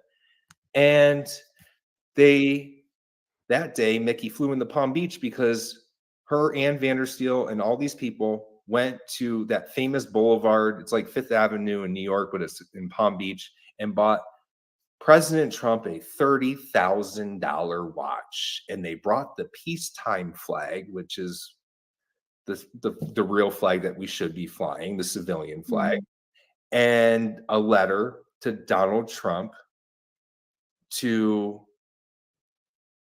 Mar-a-Lago. call on him and to let him know that we the people are behind him. And so Mickey and them go to the gates at Mar-a-Lago and think they're going to gain access. And she had me and Megan on the phone before telling us, I'm doing it. I'm going to get access. Even if I have to pay money to talk to him, we're going to make it happen. And come to find out, the guards told them to leave. And then Mickey says, well, now I got to return this watch because they won't accept any outside packages. I'm like, of course they won't. You know? And so she even told me, she goes, the watch company won't accept returns. I'm so pissed. I'm like, because Mickey, you're not returning an item to Walmart. You bought a $30,000 watch. Yeah. Okay. So fast forwarding a week later, I go to the Americans in Action seminar in Orlando. They do their thing, talk about trust law, and I'm sitting there, I'm like, I know all this stuff. Why am I here? I spent money on a hotel, spent money on gas, spent money on food, spent money on the ticket to the seminar that was in a hotel room, I think like the Courtyard Marriott or something like that, or not a hotel room, but one of the banquet rooms. And there's about maybe 30 of us there that are trying to learn this stuff. And Ananda comes up to me and she's like, I've heard so much about you. We want to invite you to a private dinner tonight. So, okay. You and these private dinners. I know. Jeez. I know. Okay. So I go to this dinner and they were like, we can help you. And I said, okay. They're like, what happened to you in Florida is awful. No one should have to go through that, and we can help you. And the first thing I want you to know is that you cannot walk into that courtroom for your hearing. And I said, why? I got to stand. I have to stand. I have to challenge jurisdiction. Oh no, we're going to use trust law, and you're a child of God, and you should not, walking into that courtroom is walking into Satan's den, and Christians should not be in there. And I said, okay. And they're like, we have a trust document that I promise you will work. So I skip out on my court hearing in Florida. It creates even more problems for me. They were like, but once you submit this document to the court administrator, they will know that you are the beneficiary and that You didn't mean to mismanage the trust, and you're coming in honor and things like that. And she will know now that you've claimed that you are the beneficiary and you know how the process works. Just watch your case disappear off the docket. So I did that. I will say the case disappeared off the docket, but that's how they trick you. The courts know what you're doing. See, they give you the little 20% that you're still missing. Yeah. They took it off the docket to make it look like it went away, but it really didn't, because they're just going to recreate another court case with another court hearing number and everything, which is what they did. And the warrant did go out for failure to appear. And then when I called them and said, there is a warrant out for my arrest, they were like, all right, don't answer to it. You know, the court administrator probably got a little, you know, didn't do her due diligence in sealing the deal. She halfway got you there and she forgot to do something else. So make sure you write another letter to her being with the same trust document explaining, thanks for taking it off the docket. Now remove the warrant. It's just, it's a way. And I cannot believe I was so deceived, Michelle. So deceived by these people. And I know Mickey was behind all of this. She had to have been. This whole network was behind all of this. Tim Canola, all of them, Wayne Willett, all of them were behind this. They had to have been, because the coincidences are just, there's no such thing. When we know that as truthers. Random guy runs into me 3 years after running into me in Sedona. I go to this meeting. They all know Mickey Klon. Ann Vandersteel was there with Mickey a month before, trying to go to Mar-a-Lago and drop off a $30,000 watch and a peacetime flag and a letter from We the People. Mm-hmm. So okay. I want to read a couple of your comments before we end, but I also want to ask you, so at what point did you finally realize that the national stuff, the state national stuff, was not working for you? And what was it that made you realize? So, you know, because I know that you were first, was it Anna Von Wright's program or was it David Straight's program? Anna Von Wright's and David Straight. Then I did the secure party creditor thing where you file a UCC1 and then a UCC3. And you let them know that you're the creditor on the public record through the UCC office and the county that you live in and state. And nothing ever worked. And I was done. At that point, I said, there's something more to this. Might find out exactly why I think state nationalism now is a sham. It might take me tomorrow. It might take me a year. And come to find out, I find out this year exactly why I left. And now we're uncovering a lot more of this. Could have been one complete total PSYOP network through David Straight, Anna Von Wright's. There's a lot of, I know, comments saying that they know that Anna pretends to fight with David, but in the background they're talking to each other, and they are. I remember Anna saying, I have a meeting with David Straight, but yet she would bash him a little bit, but yet she would still have these conversations with him. Okay. Same with Mickey saying, I don't support David Straight, but yet Mickey's hanging out with Ann Vandersteel, who's promoting David Straight, hanging out with Sheriff Lenka from Orange County, who pretends to be a de jure sheriff, like Joshua James in the Republic of Texas. They all pretend to hate David Straight. It's all PSYOP. I'm going to say it right there. It's all a network. And it's to keep us chasing our tails. Yes. And getting nowhere. Yeah. Okay. So, because really it goes back to like what Jack and Margie Flynn say, who's with us tomorrow. But it goes back to just standing on the Constitution. Yes. So when did you realize, you know, when I first spoke with you, you said to me, you made the comment, the only ones telling the truth to the people are Jack and Margie Flynn. Yes. And so when did you realize that, and how did you realize it? What did you hear them say that you said, this makes sense? Because they have an understanding of the history, the real history. A lot of state nationals will not tell you that George Washington was actually a traitor to us.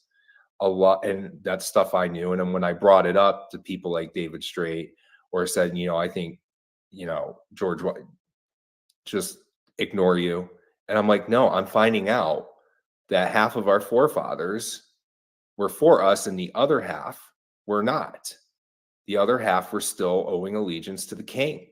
And the other half wanted their freedom. So they created the good half of the forefathers, like Jack and Margie said, created the Bill of Rights, which is our protection. Without that, we would have a total usurpation of our government and our country, and we would be already in a communist state if it wasn't for the Bill of Rights.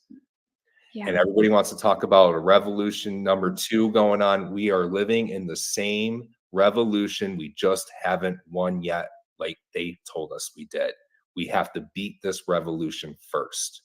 And when I heard Jack and Margie talking on the lines of something like that, that's when I knew, because I had the same feelings I've had ever since I left the state national stuff and really tried to understand. And I'm still understanding the Constitution and understanding it. Okay, that's good. All right, so Runaway 04 says, I think the ideation that we should be asking is, what or why does Matthew pose a threat or a problem to these evil people? It would give answers to what they're up to. Justice 7777 says, Michelle, I watched Matthew's previous interview and it was a great breaking interview to find out about all of these patriots. I'm so blessed that I found your channel 1 year ago. You are the real deal. Okay, so Matthew, before we end, I just want to say thank you for putting so much work into being, just transparent, digging in deep. And I know that you've been doing a lot of unpacking and trying to heal yourself as well. And so, I hope that going through this process has actually helped that along as well. We appreciate you coming forward and sharing these experiences. And we're going to have Jack and Margie Flynn and Mike Gill on tomorrow. We're going to discuss some of this. They've seen a number of the things, as you know, that we've talked about today. They're watching today's show, and they're going to be prepared to talk about a number of things that we've discussed here today and on Thursday. Before we leave, though, is there anything that you want to add or that you want to say to the people? No. Well, yes. Keep going. I know there's a lot of people out there that you feel the same things that I'm feeling. And, it takes a lot of courage to do something like this. But I hope that what I want to do is what I wanted to accomplish and going to accomplish is giving you all the feeling of safety and that you're not alone. There are many, many other people out there that I know want to speak up.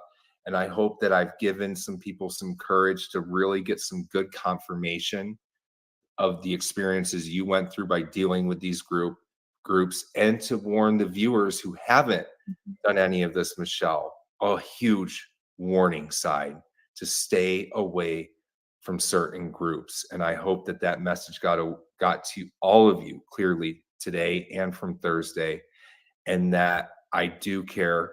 My mission is to help people. We've got to stand together as a people and realize that we've exposed a lot of the outside stuff. Now it's time to expose the infiltration from within the Patriot community, because that's that is the next exposure, is the ones in the Patriots that we've listened to for 3 years that are giving you the wrong information because they're there to distract you, and they are infiltrators. So I just want to give hope. I care about everybody. I care about this country so much. Yeah. Thank you so much, Matthew. I think that there are also some people that are probably similar to you that mean well, may be used, but don't know they're being used. And so just because somebody maybe gets something wrong or whatever that might look like, don't just be so quick. I want to encourage people not to be quick to jump to conclusions that, oh, this person's bad. It may be that they just don't know. And, because look at what happened. You had a friend, a close coworker that, you're talking with, and she's seeing it, and you're still not quite there. I know that you said to me that Mike Gill had really been instrumental for you in getting past the cognitive dissonance. And so, it's big. That's a big thing. K.A. Carlson 00 says, we hear you loud and clear, Matthew. And GG 1970 said, Michelle, please have Matthew back for more interviews. This is important. And yes, we're not done with Matthew. We're going to have Jack and Margie. I think he's going to be working with them, and we'll be working on helping to support whatever it is that they come together and come up with, of course. And so, Matthew, we appreciate you, and we'll look forward to seeing what all you work on next and how you're working to make a difference for all of us here in the United States and throughout the world. Thank you, Matthew. All right. Well, you've heard that we've got tomorrow's show, Jack and Margie Flynn with Mike Gill. We'll look forward to unpacking some of this and kind of talking about really even what their thoughts are about some of the things that were said today. We got a lot of viewer comments and questions. We're going to go through those tomorrow as well. And we'll see you right here next time on the Michelle Moore Show. Are you tired of all the... And I'm going to stop it there because I'm not going to play their health commercials and all that other stuff. So, all right. Yeah, great interview. All right, guys. So with that, I'm going to have to call it for today. That gives you guys a whole lot of stuff to go through. You can go back and listen to it again in order to pick up more stuff out of what they're talking about. Chessboard, I did get your email. I will check it out as soon as I'm done with this. And with that, I want to wish everybody a great day. Just remember that God loves you. Jesus loves you. I love you. You're all awesome. Peace.